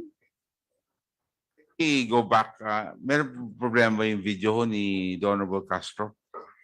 Yes, oo. Meron. Mr. Chair, Ma'am. sige, in the interest of time. Yes, ma'am. Pwede mo natin ayusin muna tapos balik na tayo. Yes, oo. Pakita na Round two, natin. Pero hindi Kasi- pa ako sinasagot no. After siguro nung video na 'yon, sagutin ako Opo. na kahit na yung internal nila, nakalagay ba yun sa yung tinatanong ko kanina. Okay. Yung pagmamalain, unfairly criticize, i-attack ang person, Opo. natural or juridical. Pag Di pa ako naayos nagtatanong. yung video, balikan namin kayo sa round 2. Thank you very much, Okay, Honorable Castro. thank Pero you, kailangan Mr. kasi pupunta tayo kay Congressman Nograles kasi Okay, marami okay. pa akong magtatanong. Thank you. Pero alam po ninyo, napakabait ni Kong Dan Fernandez. Papahuli na raw siya. Magbibigay daan muna siya kay may papasok na po si Congresswoman Kimbo. Yes, Mr. Chair. Housekeeping lang po. Yes. This pertains to the letter of Opo. Pastor Kibuloy, which you read earlier.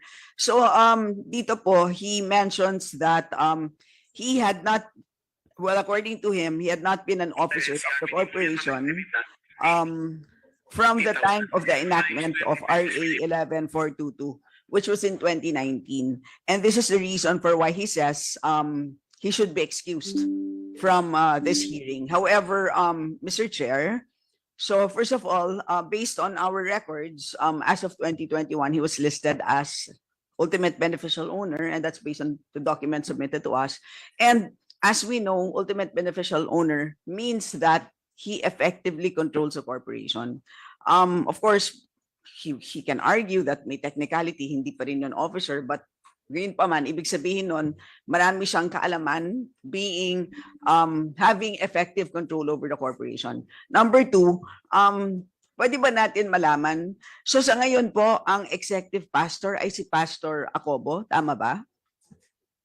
Can I answer that, Mr. Chair? Yes. Yes, Mr. Chair. Prior to him, sino po ang executive pastor? Pastor Apollo C. Kibuloy, Mr. Chair. At nagpalit sila noong December 19, 2022, tama Yes, po ba? Mr. Chair. Okay, so in which case, si Pastor Kibuloy ay executive pastor up to December 19, 2022. Tama po? Yes, Mr. Chair. Yes, in which case, Mr. Chair, ibig sabihin nun, parang mini-mislead yata tayo ng sulat na to. Kasi even after the enactment of the franchise agreement, siya pa rin po ay officer ng corporation, Mr. being Chair? the executive pastor until December 19, 2022. Can I explain to that, Mr. Chair? There is a legal concept with respect to corporation sole. A corporation sole, usually this is a corporation with respect to religious organizations. If you are the chief executive minister, you're holding the properties of a church as a trustee of the church. The real owner of the church is actually the members of the church. In fact, that is based on section 108 of the revised corporation code, Mr. Chair. So that is corporation code, corporation sole, different from one person corporation or an ordinary corporation. Mr. Chair, hindi naman po ito korte. Opo, yes, Purpose Attorney, naman po ng hearing. Attorney Tolentino, ang tanong ho niya is, I mean, wag ho tayo kasi we're talking of sole corporation, wag ho tayo umikot-ikot masyado sa officers.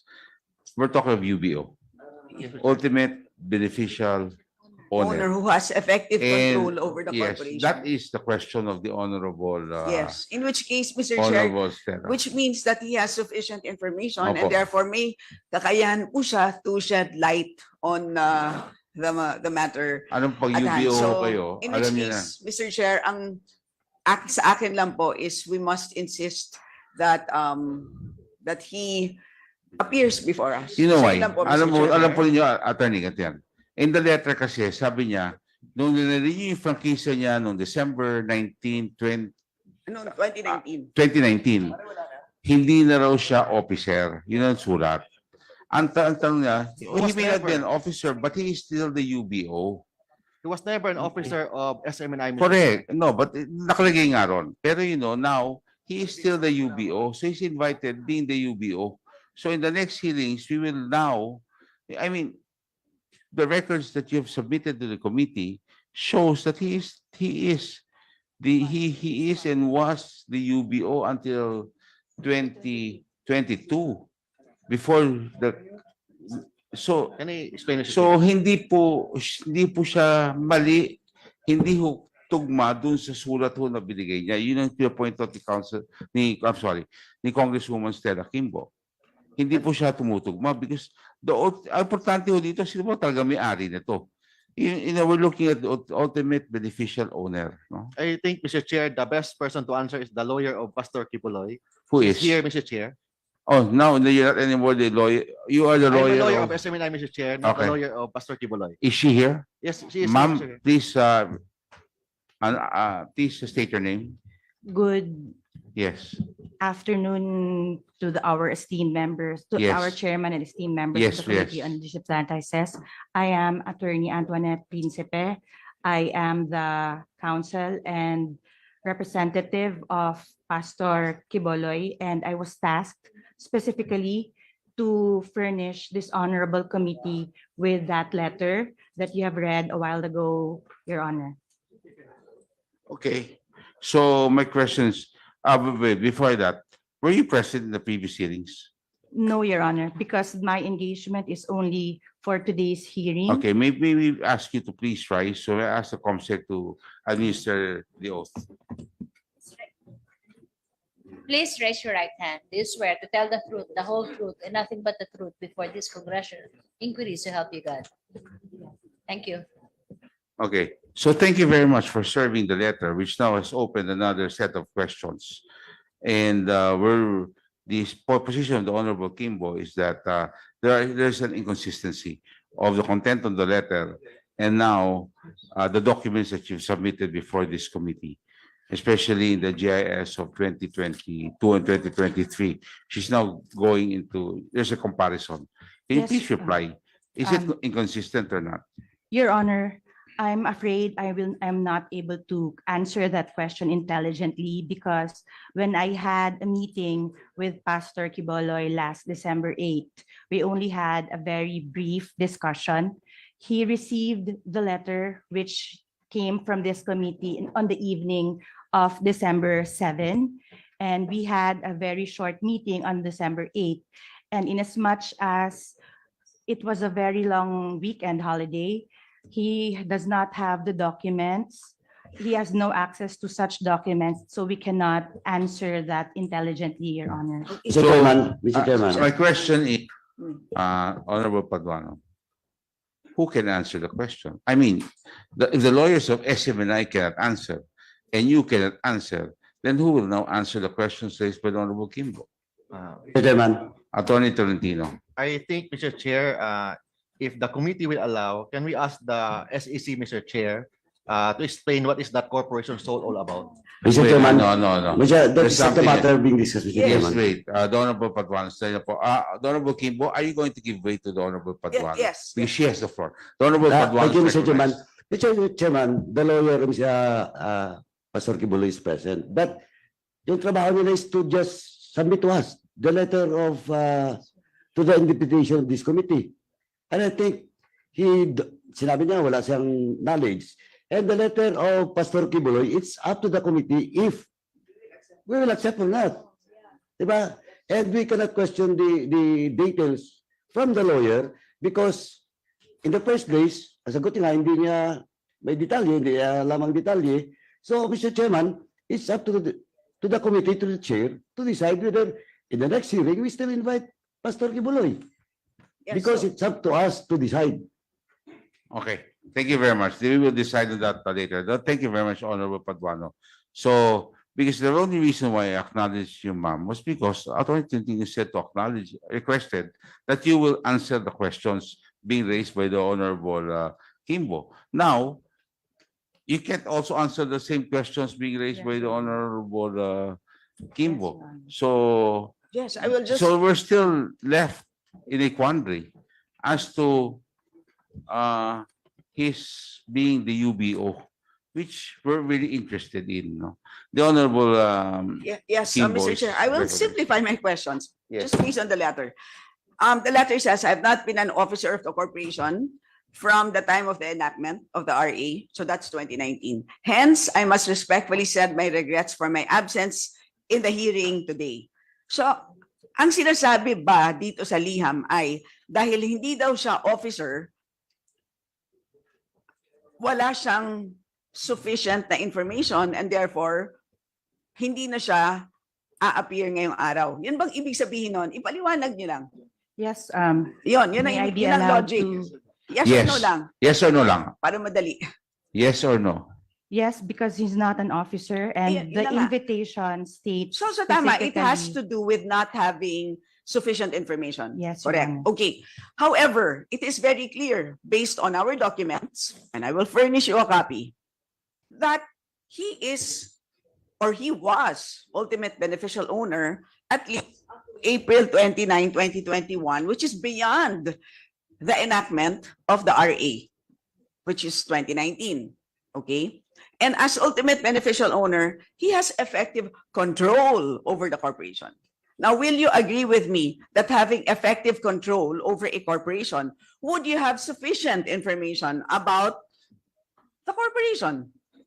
With due respect to the Yes chair. or no only. If With you due have respect- effective control over a corporation, any corporation, if person X has effective control over corporation Y, does person X have sufficient information about corporation Y? With due respect to the chairman and members of the committee, as I said, the engagement of Pastor Kibuloy to this representation was solely. I am asking to- about person X and corporation Y. Again, I am not privy to that specific matter, Mr. Your Chair, Honor. our attorney is not being No, responsive. So I know. Yeah, you were introduced as the lawyer of Pastor Only- Kibuloy, just to deliver. Are you trying to tell me that you were sent here, ma'am, just to deliver the letter to the Yes, Your chairman? Honor. That's the only thing. You're not Because, supposed to um, answer any question. Yes, Your Honor, because the Pastor Kibuloy respects the today's proceedings, despite the very short period of time he was given when he received the invitation. As a show of respect to this committee, he wanted to have someone personally deliver the letter. Okay, so she saying was his just here regrets. just to deliver the letter. Yes, Your Honor. So, Attorney Suplico, can you answer the questions as SMNI lawyer? Since this is an SMNI affair. Well, Your Honor, in our records, specifically the amended GIS for 2023, his name does not appear. well, that is also, Mr. Chair, let me point out one thing that we also uncovered when we were comparing documents with the SEC. It turns out that the submission to Congress is different from the submission to the SEC. So ito pong submission ng GIS to Congress, which has the beneficial ownership declaration, ito pong binasa ko, ito po ay wala po dun sa submission sa SEC. Kaya nagtaka po ang SEC. Sabi nila, bakit? Well, we can ask the SEC to verify that. But yun po ang naging... Who is the beneficial owner in the SEC records? May I ask the SEC? For attorney- for the April 29, 2021 submission, can you double check your documents and see if it has a beneficial owner declaration? Yes, Mr. Blanco. Yes, Your Honor. The repository of the submissions of the GIS, which contains the ultimate beneficial owners, is with the EIPD. But we confirm, Mr. Chair, that and we have accessed the documents that are with the Honorable Kimbo, and we confirm that. What do you confirm? We confirm that from 2020 to 2022, the declaration in those documents, ultimate beneficial owner for Suarasug was Pastor Kibuloy. So you're saying that I stand corrected, Mr. Chair. 2020. 2020. I'm sorry, from 20. Can you please repeat? Attorney you're a lawyer, right? Attorney Yes, Yes. Yes, Mr. Chair. Attorney Padilla. Padilla. Yes. Are you confirming what? This from what date again? Can you please repeat the dates? Until 2020, Mr. Chair, He was. the ultimate beneficial owner. How about This- 2020, 2021, 2022? They are not. He was not anymore. Not anymore, Mr. Chair. Sir Chair, The Honorable Kimbo. in 2021, exactly on April 29, 2021, they submitted exactly the same Who? thing. SMNI. SMNI, Okay. And declaring the same, that that Pastor Kibuloy is still. was the ultimate beneficial owner. So, yes, Attorney Padilla. So it would appear, Mr. Chair, that the Honorable Kimbo is correct, that we have different documents. What I was saying See, earlier. So now there's that confirmation that the document submitted before the SEC is different from the document submitted before this honorable committee for the information of SMNI. I don't think that's something that can be refuted anymore unless you will say that you had the, I mean, what can you say? Maybe, Mr. Chair, may pagkakamali sa pag-file sa House of Congress. But based on our record, Mr. Chair, in only 2020, These are notarized documents, attorney. yes, maybe. So we will call now the notary public. We will go there. Baka mabuto tayo na New Year dito, attorney. But based on our record, Mr. Chair, Pastor Apollo Kibuloy is the beneficial owner only in 2020 because he is the trustee of a corporation sold the executive pastor of the Kingdom of Jesus Christ. Correct. Because Anyway. per description of the SEC, Mr. Chair, letter B, D, and I, Mr. Chair, only natural person should be included in the beneficiary. That's why the name of Apollo Kibuloy was there. But Okay. actually, our intent is that the corporation sold the executive pastor of the Kingdom of Jesus Christ, who is the trustee, is Pastor Apollo Kibuloy, Okay. and he is not the trustor or the real owner, Mr. Chair. Well, I mean, we can jumble the whole thing, but the bottom line is who is the UBO? The UBO is very clear, and the SEC has stated that earlier. The Honorable Kimbo, anyway, Honorable Kimbo, we will continue with the line. Are you willing to give in already? You still have a question? No, I'm just saying that these are notarized documents. And Yes. so the April 29, 2021 notarized GIS clearly states the UBO is Pastor And that Kibuloy. there's a now. And my bottom line, Mr. Chair, is simply that let's, taking away all of these legalistic Mr. Chair, Yes. concepts. All bottom line lang naman is that meron naman siyang sufficienteng kaalaman. Ang gusto lang naman talaga natin is to The shed truth. light on the matter. Yun lang po, Mr. I Chair. just would like to ask a question. Ganun lang ah. kasimple. Ano lang Diretso lang ang sagot, attorney. Yes, Mr. Chair. Iba yung sinabi niyo sa SEC. Ibang sinabi niyo sa committee. Ano po totoo doon? Yung totoo po, yung sa SEC po. So fake ko yun na dito. Hindi man fake po. Maybe nagkamali yung nag-file po. Hindi totoo. Maraming salamat po. Thank you. Doon lang po tayo, ha? Another, Salamat Mr. Chair, po. can I Thank you. explain? Okay. But nonetheless, 2020 is still beyond 2019, Yes. which is the enactment. I know of what, RA. maski paano ho natin i-justify yan, iba pa rin po yung sinasabi po sa sulat, iba rin po yung ano, yun ang punto ho ni the Honorable Kimbo. But we will go back to that, ha? Chair, may I be recognized? Yes, Honorable Toby Chanco before the Honorable Dan Fernandez. Mr. Chair, I just would like to emphasize no, that this is, I've been allowing all of these interpretation questions to shed light before we go to the discussion. We're already discussing the bill of the resolution of the Honorable Nograles, but we would just like to get some clarification, especially issues that were not raised in the last hearing before we go into the vote of the committee report. Yes, the Honorable Toby Janko. Mr. Chair, it's not as simple as sinasabi po ni Attorney Tolentino na nagkamali because these are both sworn statements. Correct. So meron isa doon na nagsinungaling. Correct. Very simple. We cannot take it as na nagkamali. Correct. So I just want to manifest that, Mr. Thank you Chair. very much, Honorable Toby Janko.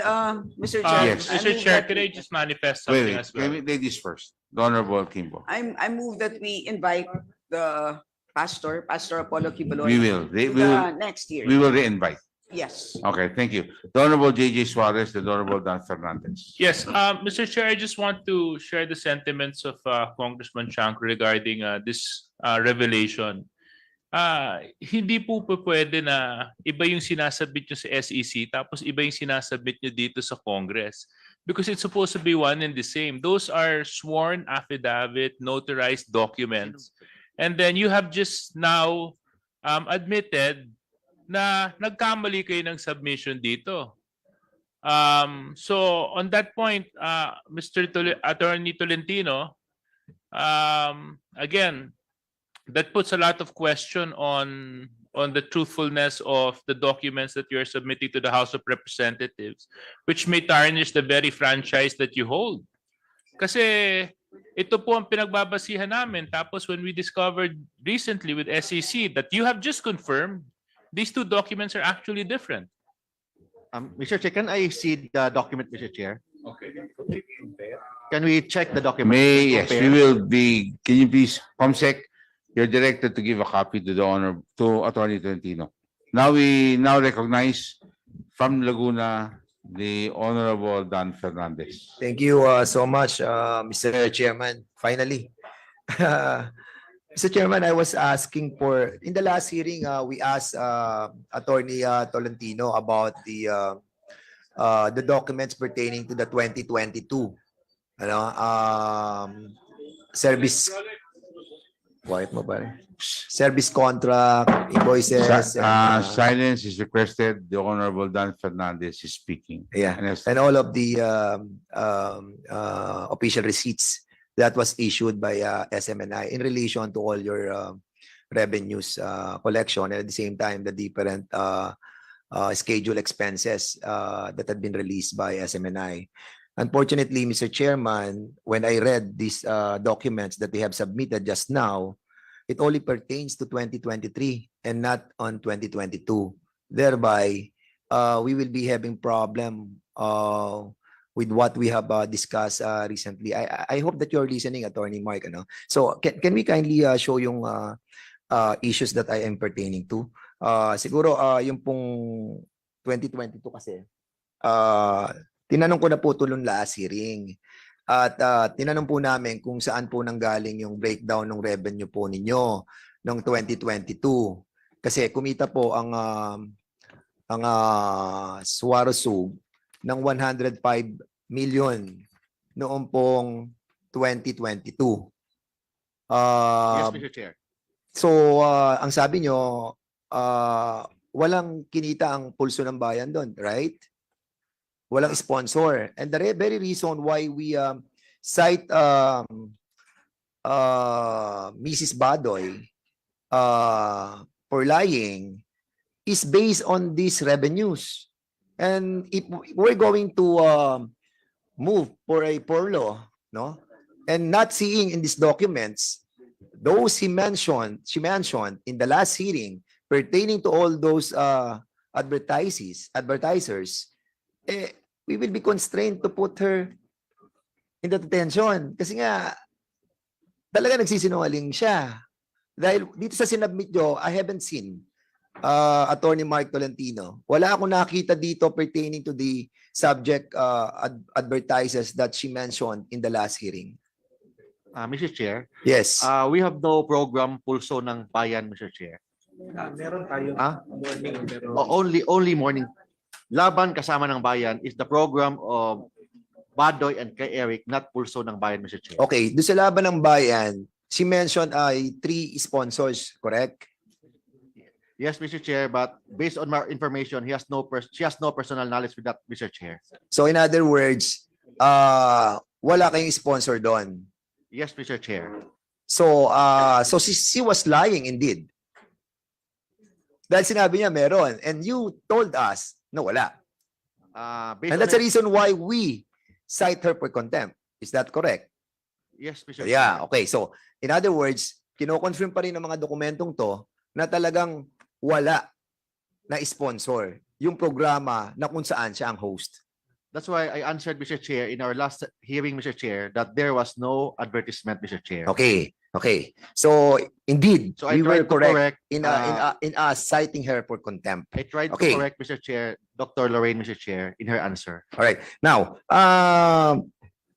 Attorney Tolentino, we asked for the documents sa 2023. Makikita po ninyo dyan, pakibalik lang yung slide. Kasi may revenue kayo ng 90 million, 105 million. 2022, Mr. Chair. 2022, oo. And trying to read yung inyo pong documents that were submitted, 13 contracts to na sinabmit nyo po ngayon. Total of 6.25 million ang totality nitong contract na to.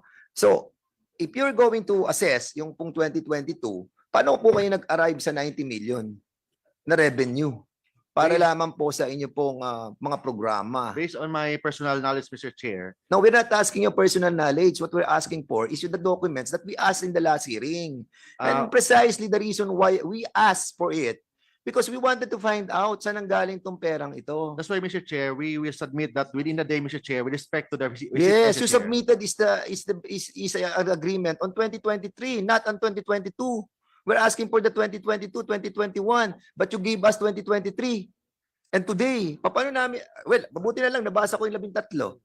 Nakuha ko yung total, 6.25. Meron kayong kontrata, 100, 900, 135, total ng 6.25 million for the year 2023. We are talking about 2022. And the total ng 2022 is 105 million. Explain to us, yan ang sinasabi ko, explain to us the scheduled expenses and revenue that you have undergone. Kasi hindi po natin mako-comprehend kung saan ang galing tong perang to. And as long as you are keeping those documents, there is a presumption that this money came from a polluted source. Give us the benefit of the doubt that this does not come from a polluted source. Yes, Otherwise, we will be construed to think that this is something that came from that. Mr. Chair, the best person to answer that is our CFO, Mr. Chair. Who is the CFO? Miss Bing Ayon, Mr. Chair. Is she here?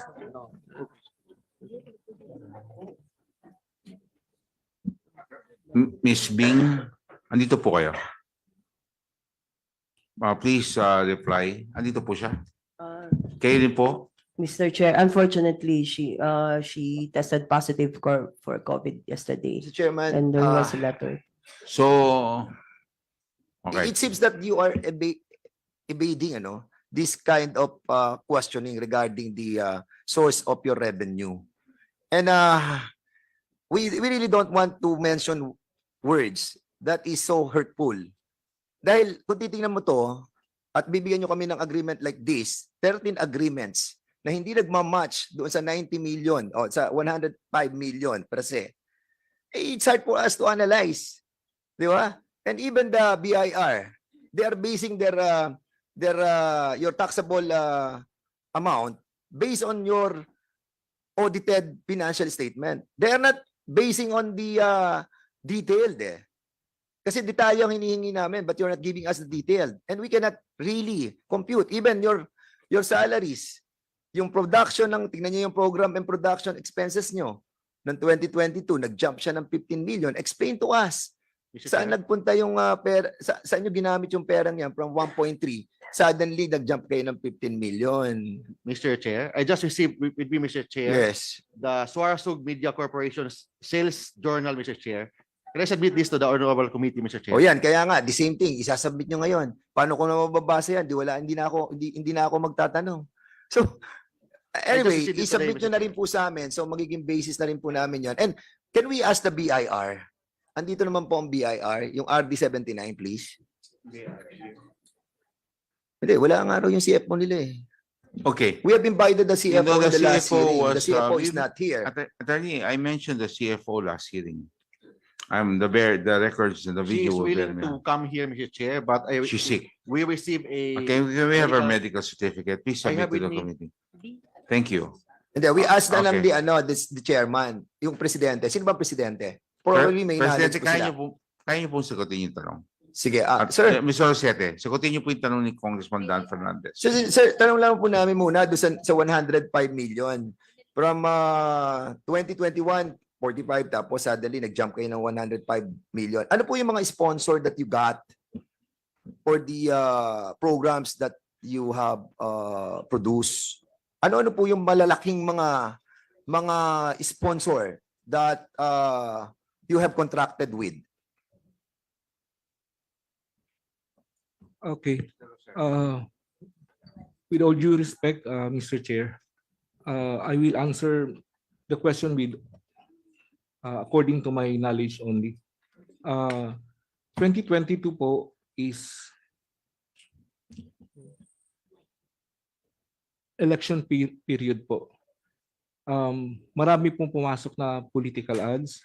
Meron po kami mga AVPs. Meron pong, yung time na yun po, hindi pa po nati-take down yung social media na kung saan nag-i-income din po. At yung tanong po ni Honorable Congressman Dan Fernandez about sa expenses po, lumaki po siya, nag-jump off po ng hanggang 15 million. Dahil po nag-sponsor po ang SMNI News Channel ng pinaka magandang debate sa buong Pilipinas. 4 po yun na debates. Wala po yung bayad sa lahat ng pumasok doon. Mahal po ang Okada. So doon po napunta ang mga expenses. Hanggang doon lang po ang alam ko po na mga Mr. Chair. Okay, salamat po. How about the commission? Kasi meron akong nakita rito 2.6 million na yung commission. Parang hindi ko alam ano pa itong commission na to. Kasi po meron pong nag-sponsor tapos meron po silang agent. So yun ang commission nila. May commission po Punta sila. tayo sa susunod na page. Tingnan lang po natin yung susunod na slide. Pero submit to us all the documents pertaining doon sa expenses nyo for the salaries Yes po, program Mr. Chair. and production expense. Dito lang medyo napansin ko lang yung advertising and promotion nyo. Meron kayong ginastos na 12.1 million. Samantalang ng 2021, 810 lang yung ginastos nyo. So what is this 12.1 million sa advertising and promotion niyo? Do you advertise SMNI? So gumagamit pa po kayo ng advertisement and promotion for this purpose? What is this all about? Mr. Chair, hindi ko po masagot yung exact na tanong po. Okay. Kasi wala pa akong... Yung sa fuel and oil naman po ninyo. Konti lang naman to, Mr. Chairman. Fuel and oil. Nag-jump siya suddenly from 2.6 to 7.9 million. Do you have other source of transportation like helicopter or No jet? po, kasi po, nung time na yon nagkaroon po kami ng additional na marked vehicle po para sa... Pero, Mr. Chairman, no, yung gantong kalaki na jump from 2.6 to 7.9 is not believable kung gagamitin nyo po lamang ay mga vehicle na ordinary sasakyan. That is not possible with this, no? Well, I'm just saying, ano? So submit us to us as well yung mga lahat po ng receipt. Well, actually job yan ng BIR eh. I think the BIR should issue a letter of authority to start the investigation on submit of getting all these documents. Huh? Wala BIR? Again? We asked them twice, right? No, this is the first time we invited. At once, okay. So sir, yun lang po pagdating po dito sa pagdating po sa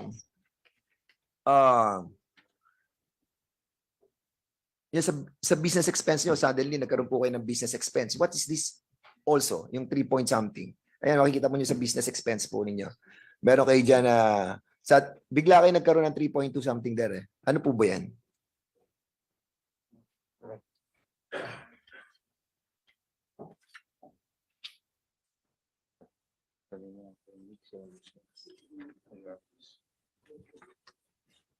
Sorry, Mr. Chair, talagang hindi ko po alam yung All right. I think, Mr. Chair, the problem is the submission of all these documents. So we will be asking na lang po siguro to ask the BIR para at least masimpina lahat ng mga documents. If we are having a hard time for the SMNI to submit to us all these documents, I think it's incumbent upon the authority that was given to BIR to issue a LOA, para sa ganun po makita po natin yung mga documents na to. I don't know what to do with this, Mr. Chairman. We're having a hard time trying to figure it out. Kung paano po namin may babalansi po yung mga revenues nyo and mga expenses ninyo. But there will always be a presumption, that this money is being used in here are coming from a different kind of sources. So, debunk us. I-debunk nyo po kami para at least we will be thinking that this money came from a source that is good, not a bad source. Kasi nga, yun ang magiging presumption po namin dito Hanggang hindi nyo po ipinakikita sa amin itong lahat ng ito, hindi po natin malalaman kung saan yung revenue nyo sa kaya expenses nyo. Am I right, attorney? Yes, Mr. Chair. Yan. So, one more thing, Mr. Chairman, yung Bampibus po na Capital Holdings Incorporated, kasi what is the primary purpose of this holding company?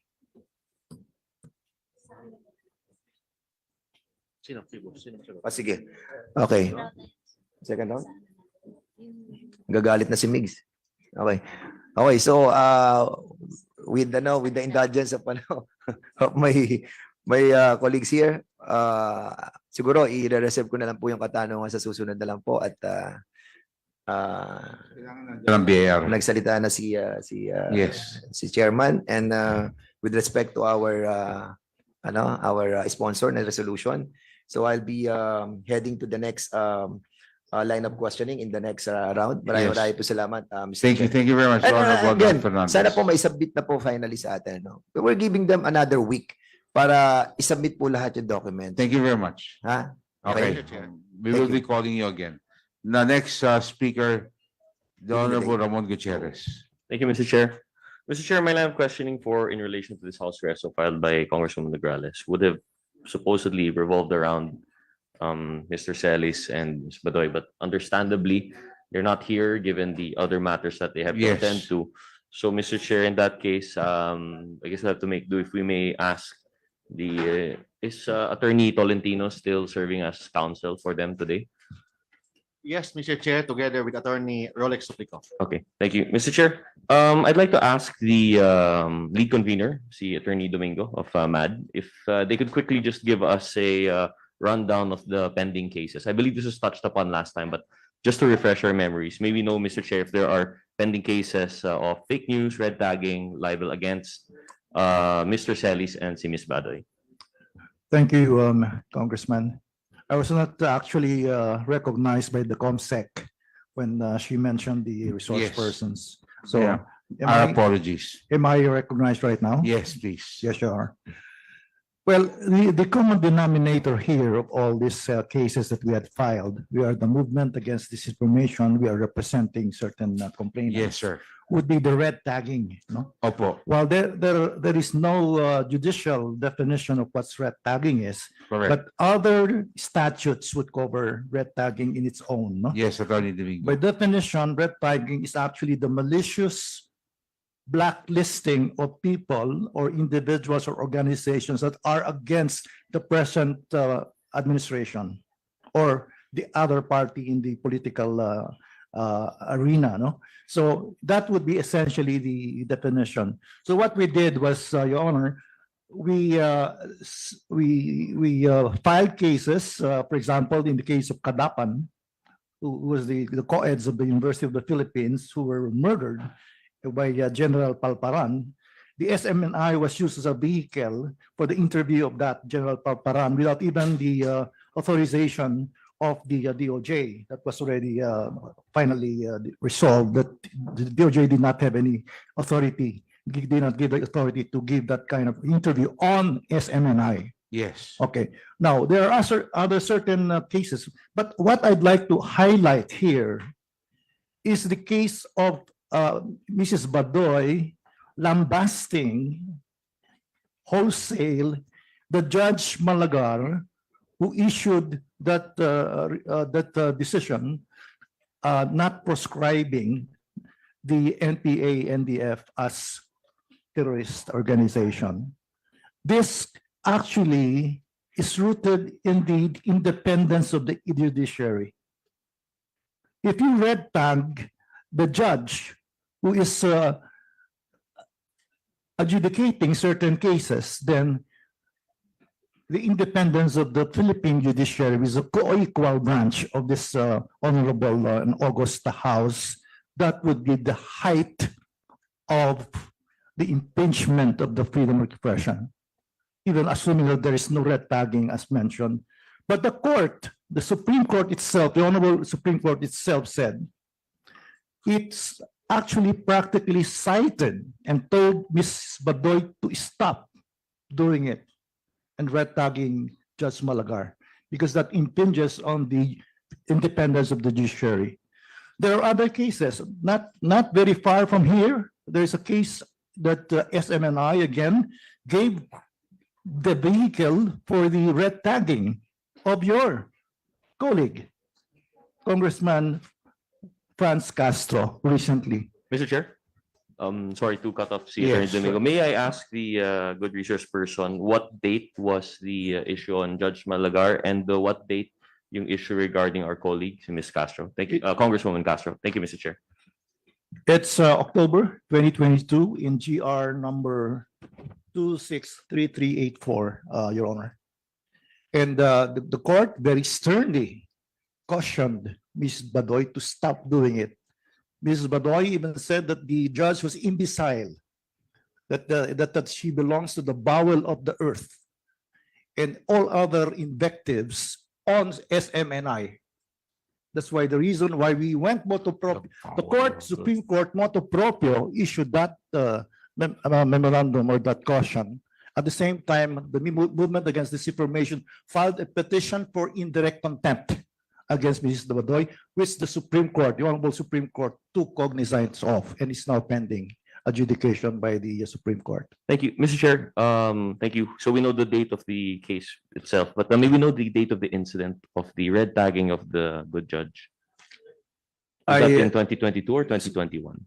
2022. Your Honor. 2022 also. Yes. Okay. Thank you, Mr. Chair. Please do proceed. And of course, the others are, of course, against Atom Pagaduan Araulio. He was red tagged repeatedly. We also filed cases against the red tagging of the journalist in Cagayan de Oro, Corrales. We also, during the height of the COVID-19, SMNI was used as a red tagging vehicle against the frontliners. The medical doctors that were assisting the COVID victims and the other nurses and other field workers of the Department of Health. They were all red tagged. So there is a very perceptible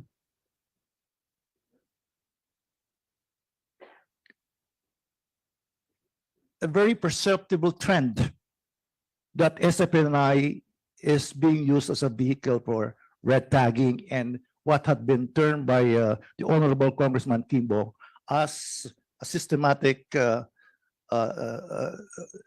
vilification of certain people that are against what they are trying to advocate on SMNI.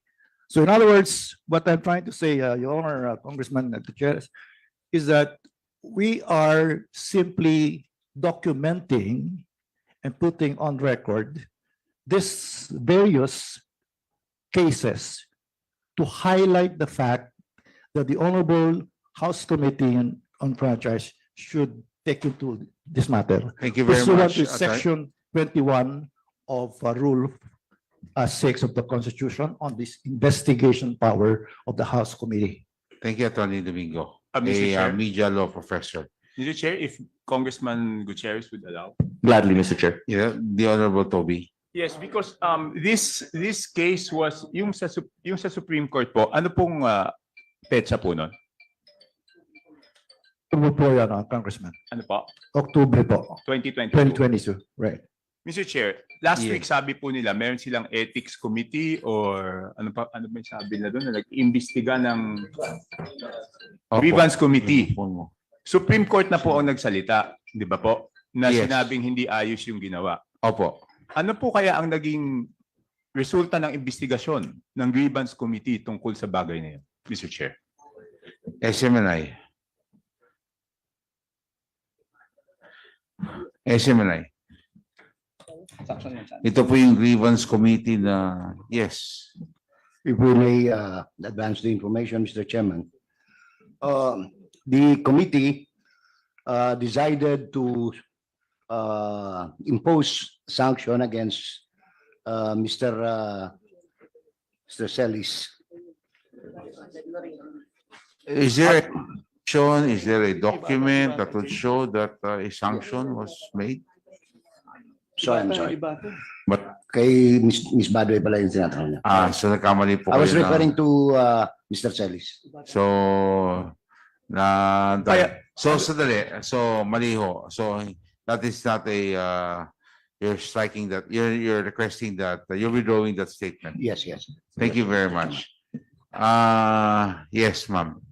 Can you answer directly the question, the Honorable Toby Chanco? Yes, if I may, Mr. Chair. Yes. That time, I remember that the court ordered show cause for Dr. Badoy, and we also called her on the committee, Dr. Marlon, me, and the rest of the board, and she had submitted to the court what is ano pong sagot niya doon sa kanyang show cause, at pinagsabihan din po siya na respetuhin po ang ating Supreme Court, at nakinig naman po. Pero Mr. anyway, alam po niyo yung grievance committee na mention ni Honorable Tiangco is very questionable also. Because I raised that issue that when they told me the composition of the grievance is the producer, the executive producer, the associate producer. How can you have a grievance committee? Sila din naman na nagpalabas ng programang yun. Tapos sila how they cannot negate or they cannot go against their talents. Kasi alam naman namin yung negosyo ni Congressman Richard yan, no?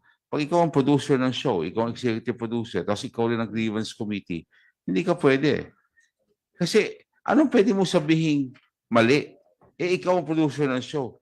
Di ba you cannot contradict what you just did. Sila rin nagkamali Ang nagkakamali rin yung production staff din Di ba? So, paano nyo gagawin yung grievance show? Anyway, ibang usapin yan pero I just would like to take note and put it on record again that the grievance committee, I think, is not organized correctly. You cannot have the executive producer of a show, the producer of the show, part of the grievance committee because they are part of the problem and they cannot be part of the solution. And I think anybody in television who has experience will agree with me on that.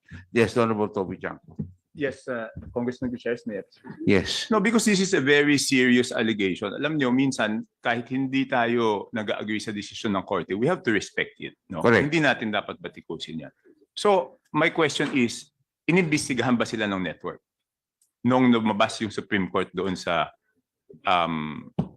admonishment ng Supreme Yes, Court. ma'am. Was there an investigation or not, Ma'am. Mr. Chair? Meron po ba? Yes po, Mr. Chair. Anong resulta? Pinatawag po namin si Doc Lorraine, and she was reprimanded at pinagsabihan po siya na igalang po ang ating korte. Mr. Chair, can we have a copy right now of the reprimand?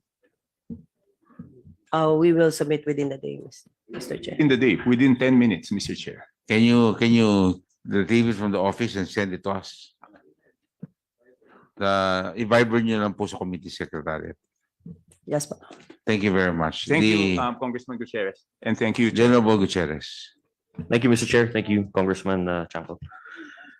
Mr. Chair, so according to our resource person from MAD, we have quite a few high-profile incidents ng red tagging, fake news. Of course, this is under Ms. Badoy, but we also have the instance now that is being investigated dun kay Mr. Celis. I would like to also include as a high-profile incident of fake news. So, Mr. Chair, one more question that I have for the lead convener of MAD. Mr. Chair, do we have this kind of trend occurring in other media outlets, in other networks? May we recognize your? Please reply. Before that, the chair would like to recognize the presence of our senior deputy speaker, the Honorable Don Gonzales Jr. of the 3rd District of Pampanga, and Honorable Representative of the 1st District of Agusan del Norte, the Honorable Jose Aquino II.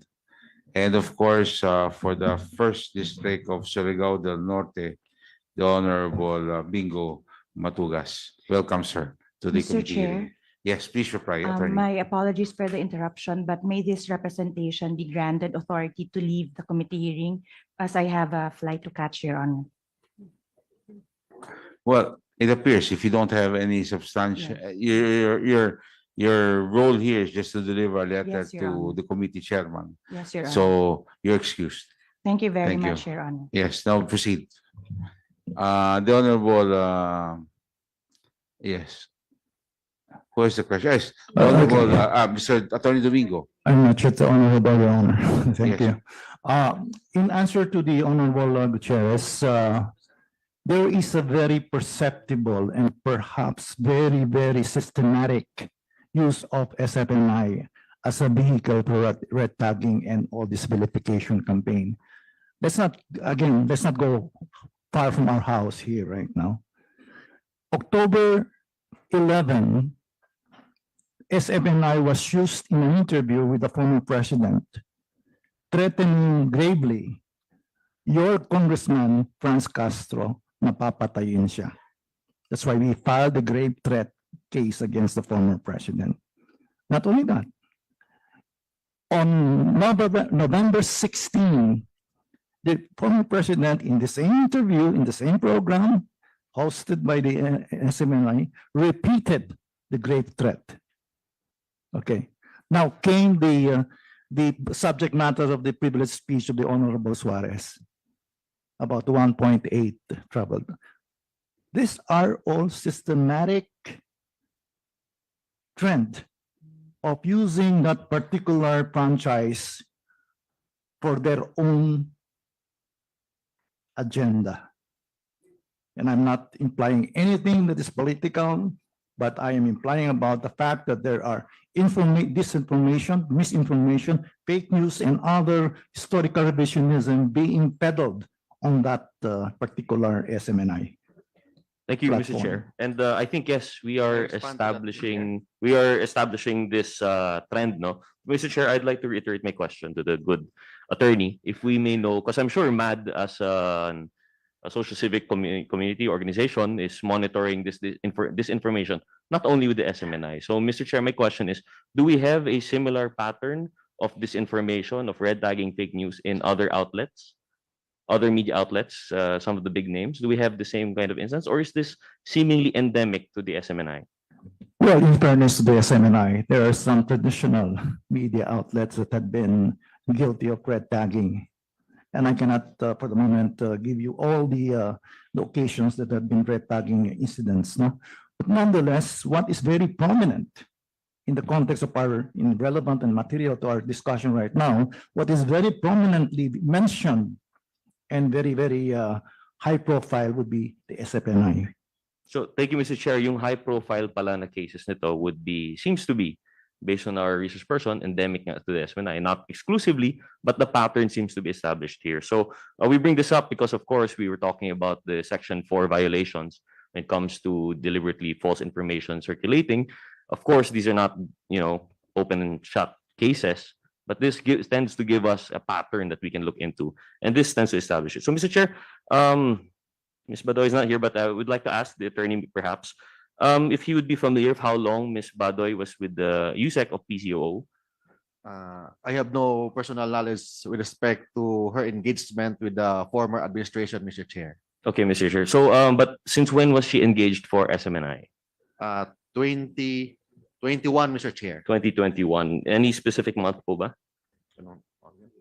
July of 2021, Mr. Chair. So, July of 2021. I would assume this is still a year before the election, no? So this was still in the previous administration. Yes, Mr. Chair. So, Mr. Chair, maybe know perhaps from the president that they knowingly hired or perhaps engaged with Ms. Badoy as a sitting official? Or did she retire prior to the conclusion of the administration? Thank you, Mr. Chair. Yusek Lorraine Badoy has program in SMNI, Laban Kasamang Bayan, during the time that she was still the USEC in the PCO spokesperson and a member of the NTF-LCAC. Thank you, Mr. Chair. So there was an overlap po, no? Yes po. We see a clear transition from Ms. Badoy being a USEC on a program of SMNI and now still being on SMNI but as a private person. Mr. Chair, does SMNI have any means of determining which statements she's making as an official and which statements she's making as a private person? Because I understand, Mr. Chair, the substance usually of the of her program would tend to revolve around this sort of systemic kind of information, as mentioned by the lead convener of MAD. So, Mr. Chair, we'd like to know if where does her official function end and the private person begin? Can I defer the question to her lawyer? Mr. Chair, I'd prefer to find out. No, I'm asking about SMNI's practice. How do you determine the separate liability? Actually, the broadcast has two kinds of broadcast. There's a live and there's a recorded. So we cannot, if there is live, of course we cannot stop her from talking.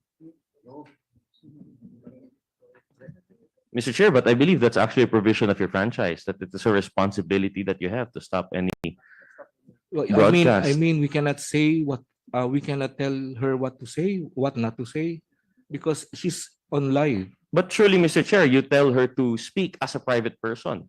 Or are you admitting here today that you were giving this airtime in an official capacity to the government of the Republic of the Philippines? No. So private nga po yun. Yes po. So, Mr. Chair, we have established now, because it was quite confusing during the last hearing, that she would cite government documents, especially if I recall, regarding Chairman Benny Abante. She cited that I have basis to say all of these things because we have in this intelligence cluster, this and that. But, Mr. Chair, it's admitted now by SMNI that it is in her capacity as a private person. So I think something that we should consider is that this information that is spreading by virtue of their failure to segregate when is she acting in an official capacity and when is she acting in a private capacity. Because of that commixture, we tend to have this information citing certain sources which aren't supposed to be relevant to their private capacity. So these are some of the things that we're seeing now, Mr. Chair. So, Mr. Chair, one more question. Fortunately, I'm not so versed in the world of television, but can you explain to us yung difference po as Ms. Badoy as talent and Ms. Badoy as the co-producer? Mr. President of the SMNI. I would like to defer the question to our consultant. Yes, if I may, Mr. Chairman. Wait. Sir, you're acting as what? I'm acting as the consultant for broadcast operations now. You are a consultant. So anything that you say here, you are authorizing, Mr. President. Yes, Your Honor. Klaro po tayo dyan, ha? Mamaya sabihin nyo, may disclaimer na naman kayo dun sa consultant, ha? Okay, na hindi yan official position nyo. Sir. Mr. Chair?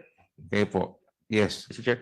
Just very quickly, so just want to confirm, as a consultant, who are you referring to? The one who volunteered to answer just now. Si Mr. Sancho ba? Jay Mr. Sonsa. Mr. Sonsa. Hindi Mr. mo ba Chair, napapanood yan? Sa ano? Sa perhaps not my time, Mr. Chair. Okay. Sorry. Okay. Okay. Apologies if I should have known. Okay. But Mr. Chair, maybe ask si Mr. Sonsa, maybe confirm that Mr. Sonsa, as consultant, has capacity to make management and executive decisions within the SMNI. Yes, a question. Mr. President, do you have that? Do you substantiate that statement? Na may kapangyarihan po siya kasi ang opinion ho niya importante kung sasangayunan nyo.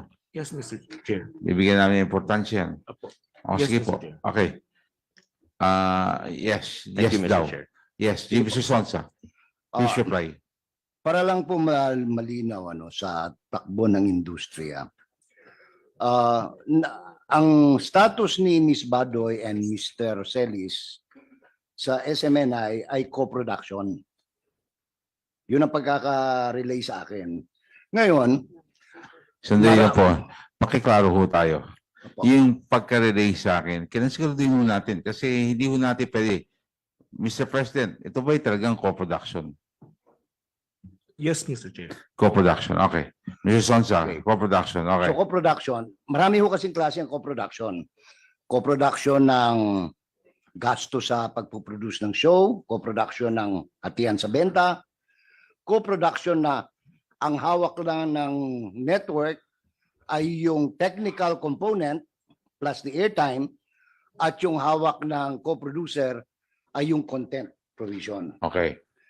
From itong sa kaso nila Mr. Celis at ni Ms. Badoy, ang responsibilidad ng SMNI yung TOC, Technical Operations, at saka yung airtime. Okay. Pagkatapos, kung magkakabentahan, siguro magkakahatian, no? Pero wala namang benta sila, so walang hatiin. Ngayon, yung content, dahil sa interactive yung concept ng kanilang programa, tuloy-tuloy yung broadcast. Apo. However, kapag ka merong magkakamali sa broadcast, that is the time we will call their attention and if necessary, we impose the sanction. Okay.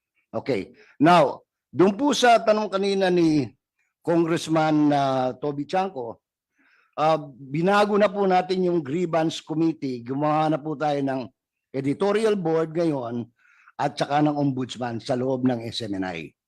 So halimbawa, meron pong observation ang MAD. Tapos magsasubmit sila ng complaint. Yan po ay aasikasuhin ng editorial board. Katulad po ng nangyari kay Mr. Celis ngayon na sana ipapaliwanag ko kanina, nung mangyari po yon, imbestigahan. Kaya lang, naudlot yung investigasyon, gawa ng dito mismo, inamin niya na meron po siyang pagkakamali. That is why sanction have to be imposed. And we have now the official sanction which we can provide the committee with what the actions taken by SMNI insofar as Celis is concerned. Which is suspension. how long? Bigyan nyo na kami ng kopya, Opo, pwede. meron po. Can we have a copy, Mr. J. Sonsa? Opo. Mr. Sonsa, Opo. hindi po ilan taon na ba tumatakbo tong programa ni Eric at saka ni Lorraine? Mga mahigit 2 years na, no? Okay, may tanong po ko. Opo. Kung yan ay co-production at ang oras, ilaw, ang airtime sa inyo, Opo. ang talent sila, Ang content. ang content sila, Opo. at silang anchor. Co-production Opo. Co-production. Doon tayo ha. Opo. Kasi tama kayo, marami iba-iba co-production. Question. 2 years na tumatakbo yung programa. Walang kita. Paano po sila? Kasi nga po ganito, yung konsepto nung... Paano sila nakakapagtiis ng 2 taon na wala silang benta pero araw-araw banat sila ng banat? Yung banat po nila, hindi ko masasagot. Okay. Hindi, pag sabi nagtatrabaho po sila, yun po ibig ko sabihin. Ngayon, doon po sa Nagtatrabaho po sila. Kung titingnan po ninyo yung konsepto ng pagtatayo ng SMNI, talagang para sa bayan. Sagutin na po na, paano po nila nagagawa yun? Yun ang tanong ko. Kasi it does not make sense. Opo. Co-prod. Si co-prod, pero sa kanila oras, pag sinabi co-prod, hati eh.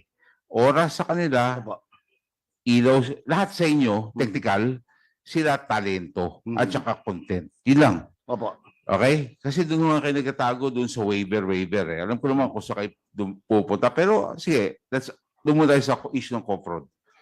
Na pinapalabas nyo, co-prod to, ergo, hindi namin sagutin kung anong sasabihin nila.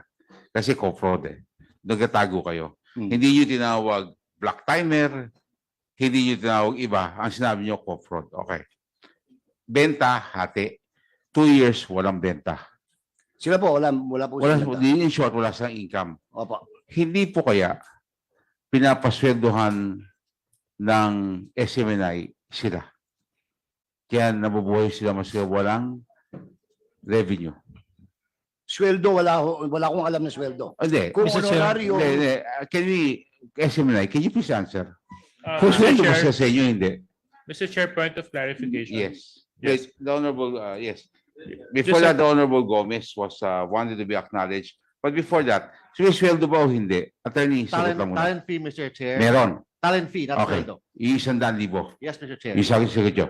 Per our co-production agreement, and the copy of the co-production agreement is already with the committee, Mr. Chair. Okay, the Honorable Gomez and the Honorable JJ Suarez. Mr. Chair, would it be possible that the President answer your questions? Okay. Kasi siya yung talaga dapat nakaka-oversee ng lahat ng operations ng network. Hindi mo naman tinatapon sa consultant mo lang yun. Consultant, binibigyan ka na ng tip kung anong pwede mong gawin. But, your day-to-day operations, it should be the President who should answer you. Yeah, he's the responsible person of that network. Thank you very much, the Honorable Gomez. The Honorable JJ Suarez. Yes, thank you very much, Mr. Chair. Actually, I do share the sentiments of Representative Gomez regarding the who should be the one to answer. With respect lang dito kay Mr. Sonsa, sir, you mentioned earlier that you're serving as consultant for SMNI. Yes, sir. Yes. Sir, when did you begin your consultancy with SMNI? Just recently, Mr. Chairman. Just recently. How long? How long ago, sir?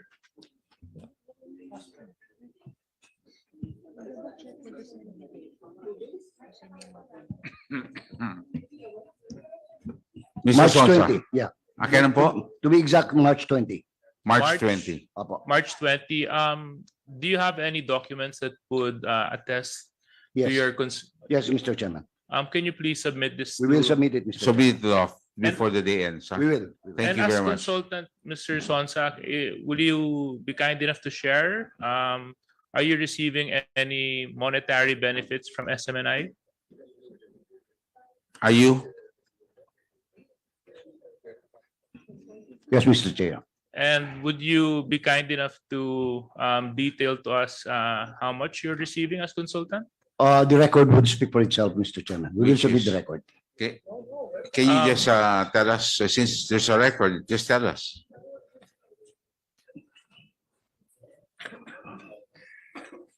It's a sizable amount, Mr. Chairman. Which is This is $1 million. how much $1 million per per month. per month? Yes. Thank you very much. So if the documents are there, Mr. Sonsa, can you, Okay. Mr. Sonsa, since the documents are there, can you be, Silence is requested. The Honorable JJ Suarez has the floor. I think you referred to some documents that you were looking at, Mr. Sonsa. Can you please furnish the, Yes, we will, yes, okay, Mr. because Chairman. we just wanted to determine whether you're a consultancy and how long you have been a consultant. Kasi we've been having these hearings for the past 3 weeks at ngayon lang po kayo lumitaw kaya medyo nakakagulat po ang pagdalo ninyo sa komitiba.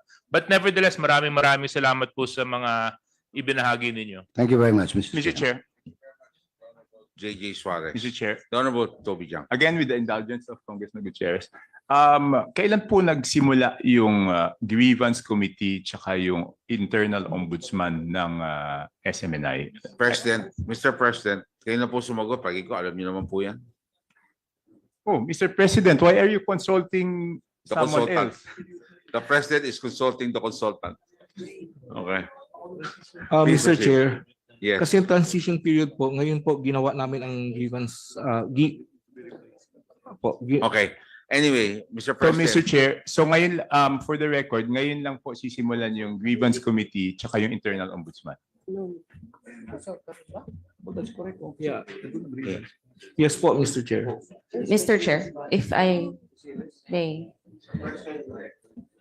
Na suspense si Eric kung ngayon na pa binubuo yan. Hindi ba nakakapagtaka? Nagbubuo kayo ng wala pa kayong grupo, wala pa kayong formal structure, tapos wala kayong rules.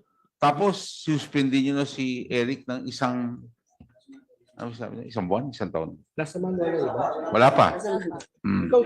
Paano nyo ginawa yun?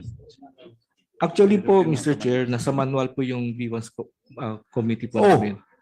pero tinatanong namin, alam po ninyo, di tayo matatapos kung hindi tayo magdiretsuhan. Sabi nyo kanina, wala. Nagbubuo pa kayo in transition. Pero may mga nasususpindi na kayo. Paano po yan? Paano nyo nagagawa yan? Maski sa manual yan. Kung wala naman buhay yung manual, papel ho yan. No? Pero you will have to put life to that piece of paper. And you have not. And you've suspended it already, Eric. So where's due process there? Mr. Chair, and baka magkaroon ng NLRC question pa yan.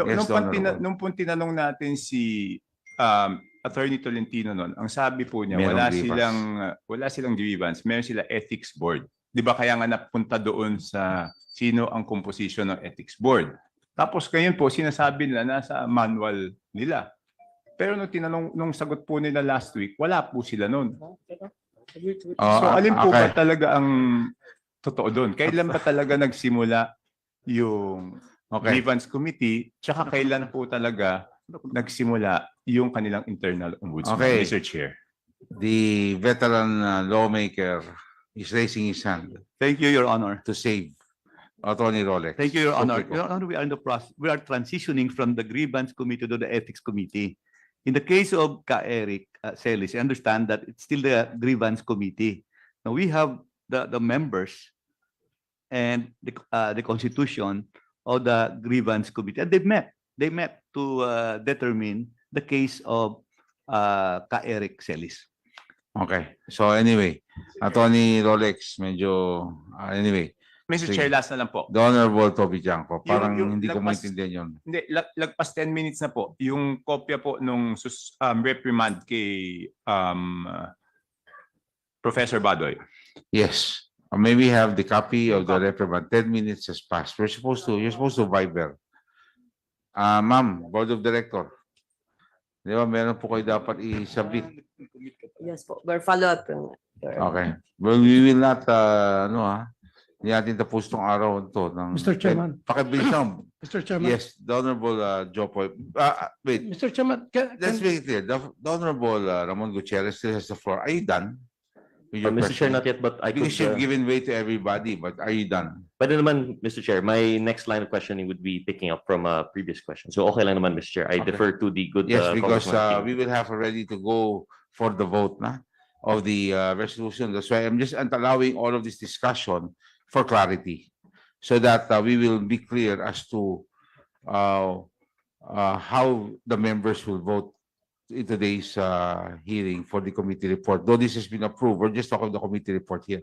Yes, the Honorable Yes, Jopoy. Mr. Chairman, can we request for a copy of the contract that was manifested earlier between, they said it was 2 years ago. Di ba? 2 years ago pa yung si Badoy and Eric. Can we have a copy of their contract, which started 2 years ago? Okay, can we have a copy of the employment contract or the co-production contract or whatever contract you have with 2 years ago. for this program? Yeah, because I Okay. remember Badoy was, Okay. Can we Badoy have was a still copy? with the, The contract, Mr. Chair, is already with the USEC. committee, Mr. Chair. Oh, meron na po sinabit dito. no, iba yung andito because if we will use this, sinasabi dito, nag-start yung contract nila is July, ngayon lang, 2023, and it is good for 1 year. So can we have the previous contract? Okay, Mr. Chair. Thank you very much, Attorney Tolentino. Okay, salamat po. And when can they submit that? Can you please submit that already by tomorrow? Okay, Because Mr. you will Chair, have tomorrow, to- Mr. Chair. Okay? Can you? Tomorrow, Yep. Mr. Chair, we will submit that to the. Thank you very Philippine much. Chair. Okay, we will hold you to that. We're listing down lahat ng mga kailangan niyo i-submit. Okay, Okay, now, Mr. Chair. wait. The Honorable, can we now proceed to the proponent? Wait. Super Yes, sorry. the Honorable Kimbo. Just a short manifestation, Mr. Chair. The manual of operations had been repeatedly mentioned, but just for the record, so I'm looking at it now. Supposedly based on the table of contents, it's supposed to have 221 pages, but what they had submitted is only 38 pages. Indeed, there are ethical principles which they are supposed to follow, which includes the handling of sources. But there's nothing on suspension, there's nothing on penalties. So kung nasuspende si Mr. Celis, hindi natin alam kung ano ang ginamit na Rules. basehan or rules. Yun lang po, Mr. Chair. Okay. Please take note of that and bakit may hinahawak kasi Mr. Sons na mas makapal na dokumento na yun? Ato, every time hihingin kami, may nilalabas kayo No. bagong dokumento. I was supposed to submit this actually. Okay, can you please This- submit that now? Yeah. Comsec, okay, that will answer This the is question. Okay, this is now, the yes. copy of the. I think, let us understand, yes, so let us be clear, no? May tanong nga pala ako. Bakit ho kayo umihawak ng dokumento, hindi ho si Presidente? Sino inabuto sa inyo? Okay. Okay. Katabi ko po yung corporate secretary. So, Okay. The CorpSec is beside the consultant. Okay. If the CorpSec was beside the president, then it will have been the president to manifest. Mr. Okay. Chair, para moving target itong ginagawa natin. Correct. That's why, alam po nyo, yan yung problema pag piecemeal eh. That's why hindi yung nating alaw. Lahat ng hihingi namin, kailangan isubmit yung agad before the next hearing. Kung hindi, mahirap po na piecemeal ang submission nyo. We don't have time to review all these documents, especially voluminous stat. Yes, we now proceed. Can we now proceed? Are you done already? Can we now move to the last question?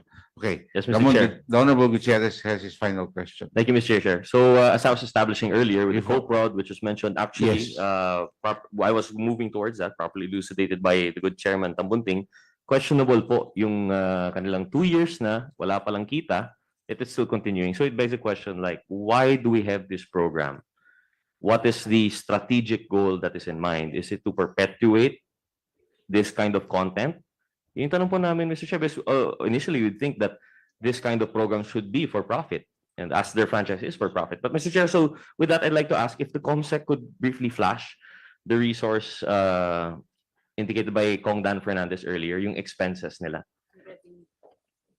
So Mr. Chair, based on the expenses of SMNI, very clear, walang kita yon. And they said that with the co-prod, they are sponsoring the expenses of that program and talent fee po yung Correct. binibigay kay Ms. Badoy. Bakit po blanco yung talent fee natin dito? For 2022, which was at the time already.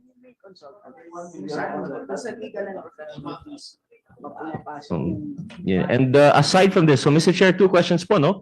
Kung may talent fees po talaga si Ms. Badoy and si Mr. Celis, bakit wala po dito sa financial statements nila? And now I would like to ask also, papasok ba ito sa legal and professional fees? 100,000 a month po yun, di ba? So 800,000 for the whole year of 2022. No, but it's 100,000 each. 100,000 each pa. Yeah. And then where are we going to see now the 1 million per month ni our good consultant? I have questions about the veracity of the documents they've been submitting. We have questions about the financial statements that they've been submitting. We have questions about their franchise. Mr. Chair, we see now this pattern of violations, Section 4, Section 10, 11, 12. Parang wala na nanggagawang tama. So Mr. Chair, I actually still have questions on the GIS. Fortunately for us, the CorpSec, Ms. Nepomuceno is here, but in the spirit of brevity, I will now concede. I will just question in the second round. So I will now turn the floor. Thank you very much, Mr. Chair. Thank you very much, the Honorable Ramon Gutierrez. Now, for the proponent of the resolution, the Honorable Mig Zograles. Thank you, Mr. Chair. So before we vote to The- approve the yes. resolution, She has the final, this is the final one to before the approve vote. the committee report based on the resolution as amended that we adopted last hearing, no?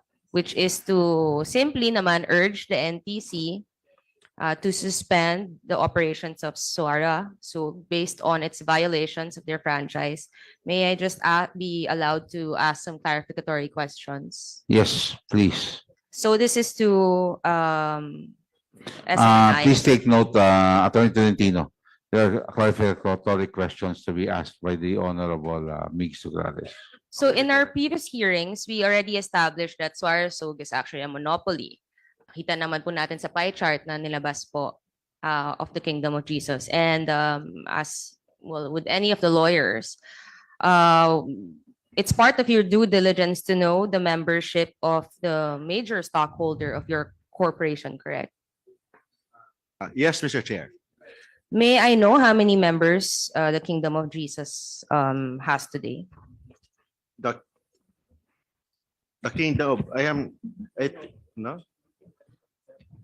I cannot answer that, Mr. Chair. I am the lawyer of SMNI, not the executive pastor. You of the just mentioned Kingdom of earlier Jesus Christ. it's part of your due diligence, diba? Sinabi mo may due diligence as every lawyer to I'll know try the to answer, membership. Mr. Chair, to the best of my knowledge, Mr. Chair. But to be honest, Mr. Chair, I have no personal knowledge to the number of members, but I know it's about more than millions, Mr. Chair. Okay.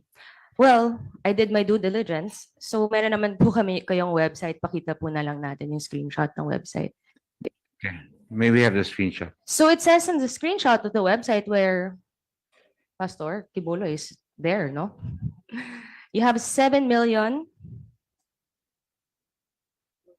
worldwide, no? And congregations in Asia, North America, South and Central America, Europe, Africa, and Australia. So ang laki, 7 million followers worldwide, members worldwide. And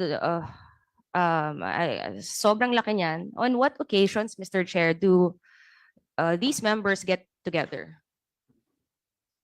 Actually, Mr. Chair, I am not a member of the church, so I have no personal knowledge. I am just a lawyer of SMNI, Mr. Chair. I am not the lawyer of the Kingdom of Jesus Christ. But I admit, Mr. Chair, that Pastor Apollo Sikiboloy is my friend, Mr. Chair.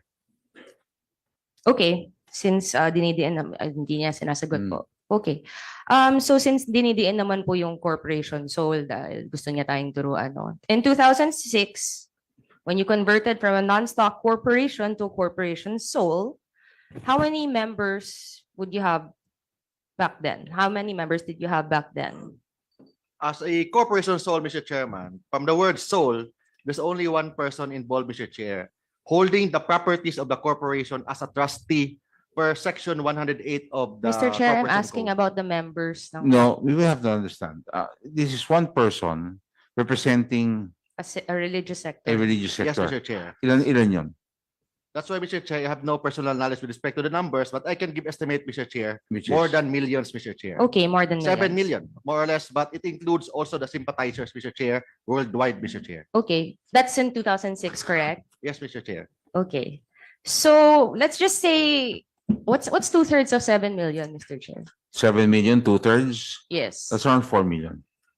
Around 4 million. Yes. Okay. And when you amended your AOI from a non-stock to a corporation sole, were you able to convene these 4 million members from all around the world? Mr. Chair, I'd like to manifest that there was no amendment from stock to corporation sole, Mr. Chair. Bakit? Per record, Mr. Chair. Okay. Can we show na lang po the GIS that you in your certificate of filing of amendment of articles of incorporation didn't you change from your non-stock to a corporation sole? Napaulit-ulit yung binibigyan ng 'di ba? Nilalabas corporation sole. Ngayon, are you recanting? What is the good lawyer recanting now that there's no corporation sole? There's no amendment? Parang nililito po tayo, Mr. Chair, so I just can we Attorney, I think please that's a clarify? misdeclaration. Your statement earlier with this document.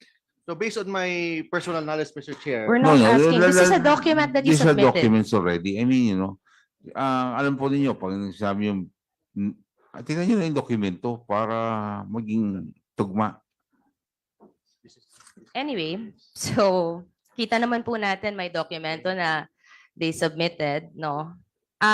So again, 2/3 of the membership, you have 7 million and an estimate is 4 million.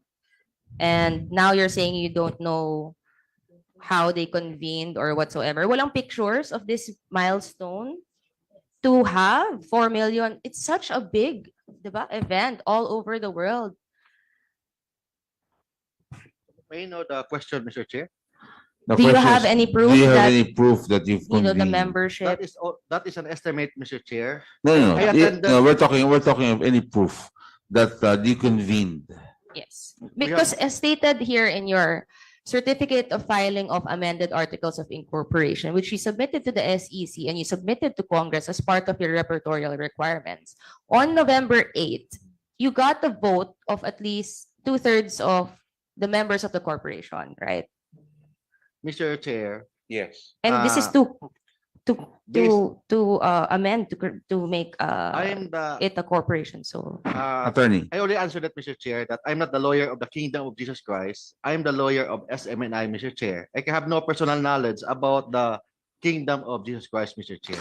But I have a question. Don't you think you should have some working knowledge about this, since this you're representing SMNI, of which the Kingdom of Jesus Christ, the sole corporation, is part of, or majority of? I Due mean, how diligence can you lang po detach yun. yourself from that argument, di ba?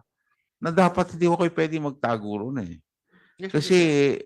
with due diligence yan. As a lawyer, you come here, you're supposed to come here prepared and have the answers. And you can't waste the time of all the resource persons, and including the members of Congress. Sorry for that, Mr. Chair. Yes, that's why, if you keep on saying that you are not, I mean, you should, boss, third hearing na po natin to. You should be prepared to answer these questions already. Tapos there's another lawyer that comes in just to deliver a letter. So, I mean, I don't understand. You have to be able to answer these questions. The question of the Honorable Nograles is, do you have any photo to show that the executive of the Kingdom of Jesus Christ, the sole corporation, convened? Because as per the amended articles, you did convene. Attorney Rolex, baka kayo may sagot. Mr. Chairman. Yes, sir. We have discussed this when questions would touch on the executive pastor of the Kingdom of Jesus Christ, the name above every name, Inc. Yes. We only have the certificate of filing of amended articles for 2023 and the other one, the previous one, 20. Mr. Chair, since they 20, are judging. 22. Yes, you still have the floor. Go ahead. Your Honor, So are you able to answer the question? we are Attorney Rolex? engaged only by SMNI, Your Honor.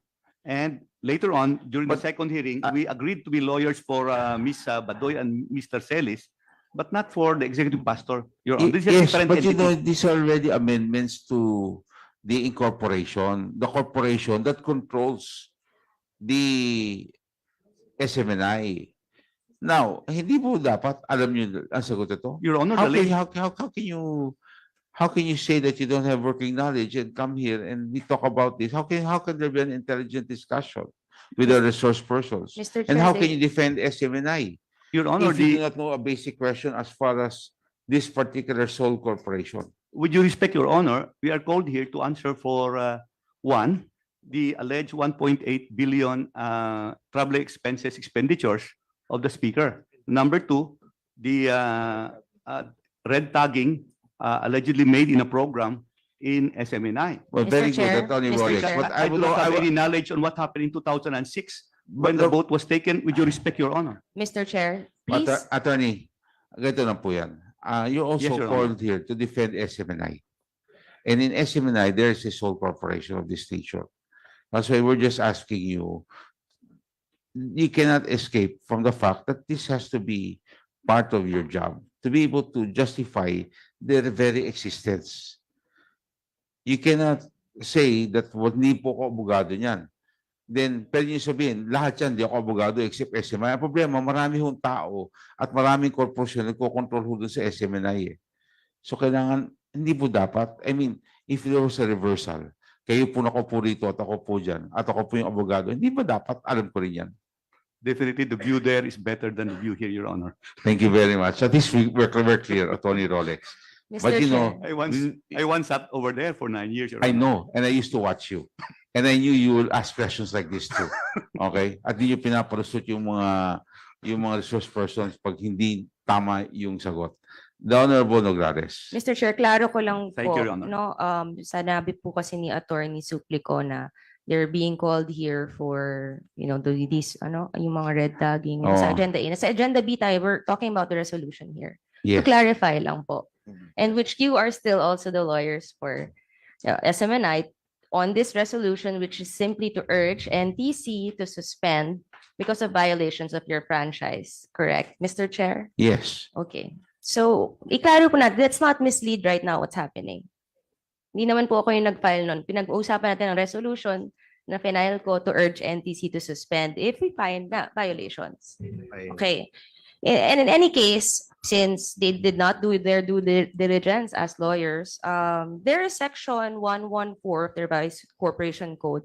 And nandito naman din yung SEC na I can ask them questions if you cannot answer the questions of a major stockholder. SEC. Mr. Chair. Oh, so are you hold addressing on. this now? Mr. Chair. Wait, Attorney Tolentino. I am Pwede bang tapusin po natin si Congressman Nograles? Di po kayo pwede pumasok. Oh, yes, Mr. Chair. Okay? Sanay po kasi siyang ganyan, Mr. Because you know, Chair. kanina nagsasalta, puro hindi nyo alam. Ngayon naman na bibigyan niya, ibabanda nyo sa iba, tatanungin nyo at papasok ulit kayo. Pwede bang tapusin muna ni Congressman Nograles? Congresswoman Nograles, yung line of questioning po Sorry niya. for that, Mr. Bago Chair. ko kayo pagbigyan, ha? So, yes, Honorable Nograles, para ho maging orderly yung proceeding at saka maintindihan ho natin yung issues. Honorable Nograles.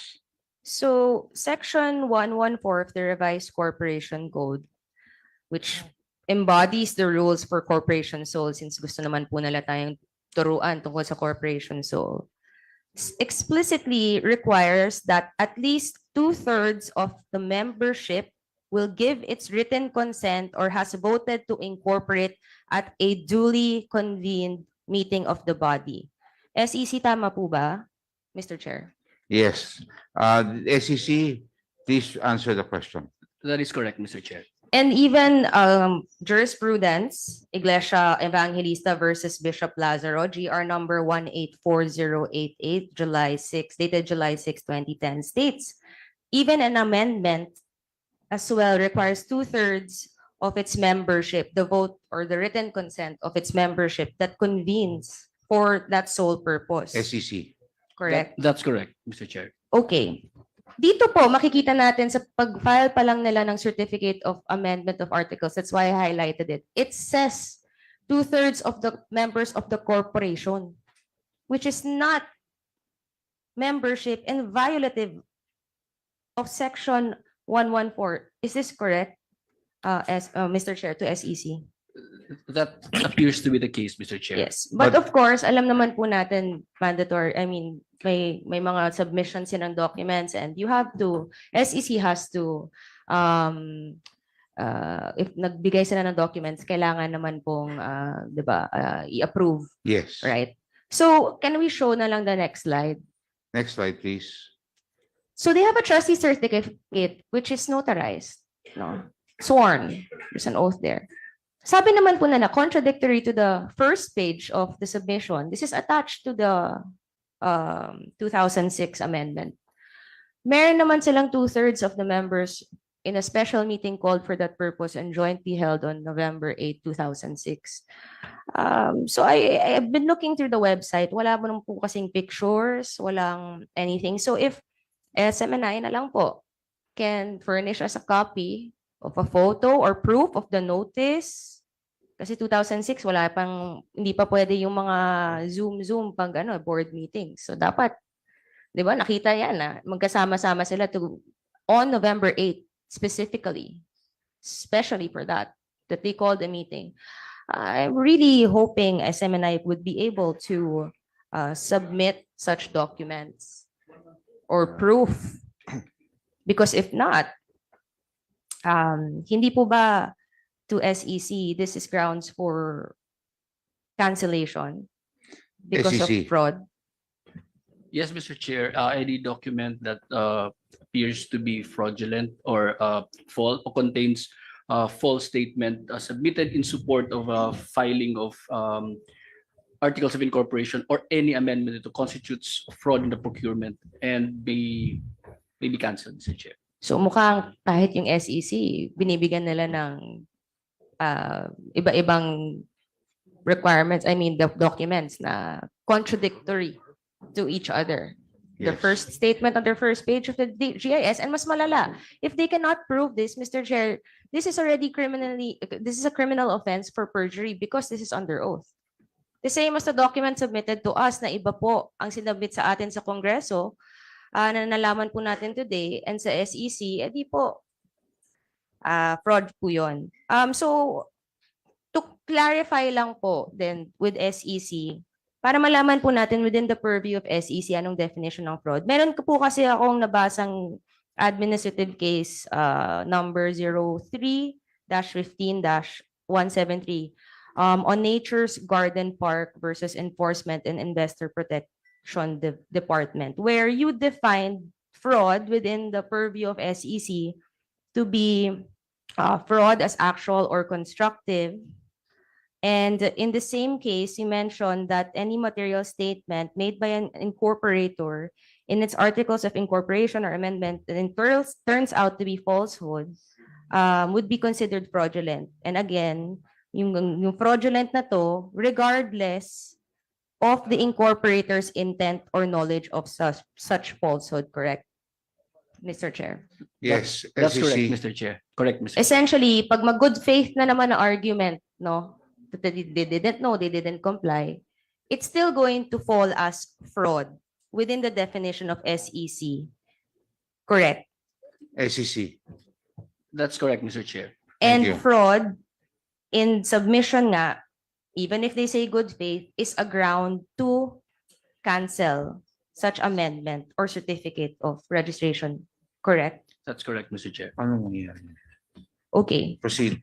May I ask, and with this cancellation, no, may I ask lang, NTC naman po, Mr. Chair.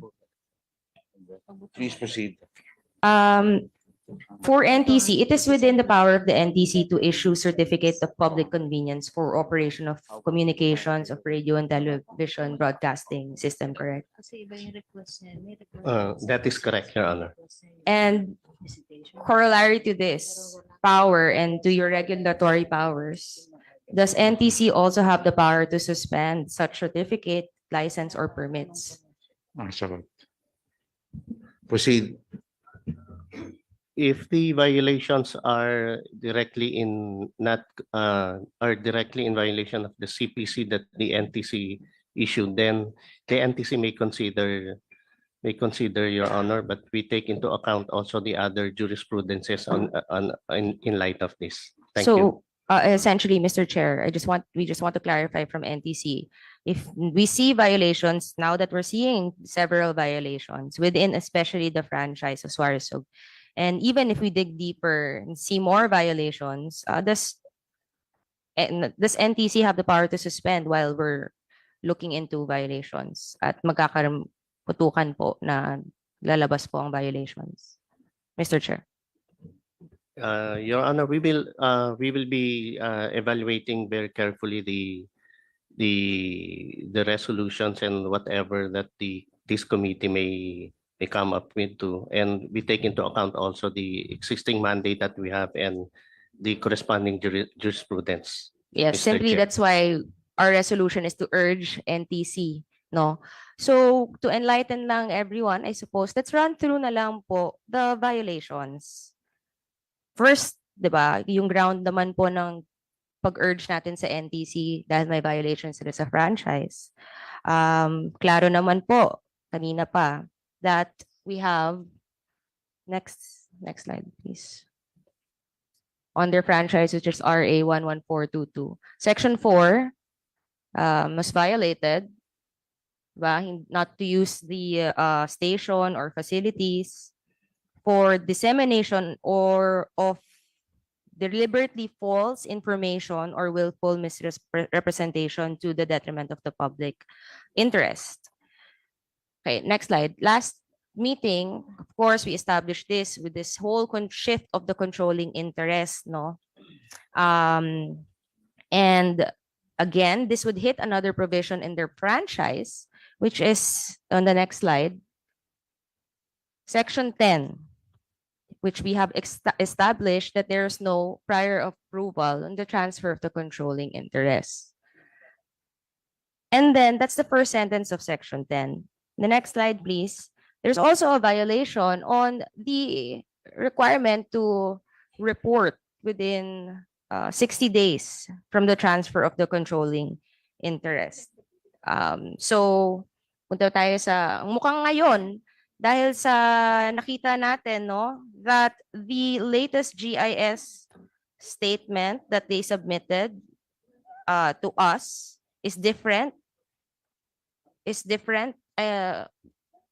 The one 2021 po ba yun?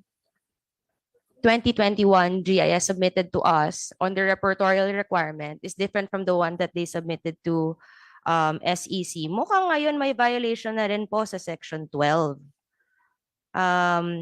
Which, if I may direct this committee now to Section 12 on the repertorial requirements, on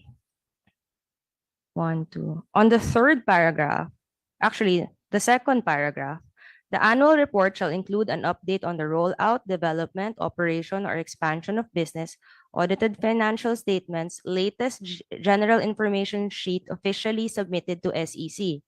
So bakit po iba ang sinubmit sa atin at iba ang official sinubmit po nila sa SEC? Certification of the NTC on the status of its permits and operations, and an update on the dispersal of ownership undertaking if applicable. The next paragraph, the repertorial compliance certificate issued by Congress shall be required before an application for permit, certificate, or any equivalent thereof is accepted by the NTC. So ngayon mukhang pumasok na meron na rin pong violation ng Section 12. But hindi pa po tayo tapos. Like we showed earlier, last hearing, next slide please. Lalabas ko po ulit na lang yung pie chart. That essentially, 53.46% is the executive pastor, Phoebus Holdings is 46.22%, Phoebus Holdings naman, about 97% is owned by executive pastor na, di ba, noong 2022 naman, na-establish natin na si pastor po ang talagang may control naman. So equivalently, may 98.37% na share talaga si executive pastor. So, but makikita po natin na ang cooperative na wala rin po doon sa kanilang franchise na ginawa nila to comply after 29 years of existence ay 0.19 lang po. Ang layo-layo ng 30% requirement nila to offer the public sa dispersal of ownership clause nila. And they only did this 2 years ago, after 29 years of existence, Mr. Chair. Diba, sinabi po naman, Mr. Chair, nila that they are complying. And may good faith na naman. Pero questionable na gusto pala nila comply. 2 years ago lang nila kinomply after 29 years of existence. Medyo, di ba, Mr. Chair, nakakapagduda. Di ba? But even with that, we'll show the next slide. So, dahil hindi umabot sa 30%, meron violation on Section 11. Okay. More than even the franchise, nakikita natin tuloy-tuloy yung mga violations nila. Even with the Constitution, next slide please. Because we've established that there's monopoly. On Article 12, Section 19, the state shall regulate or prohibit monopolies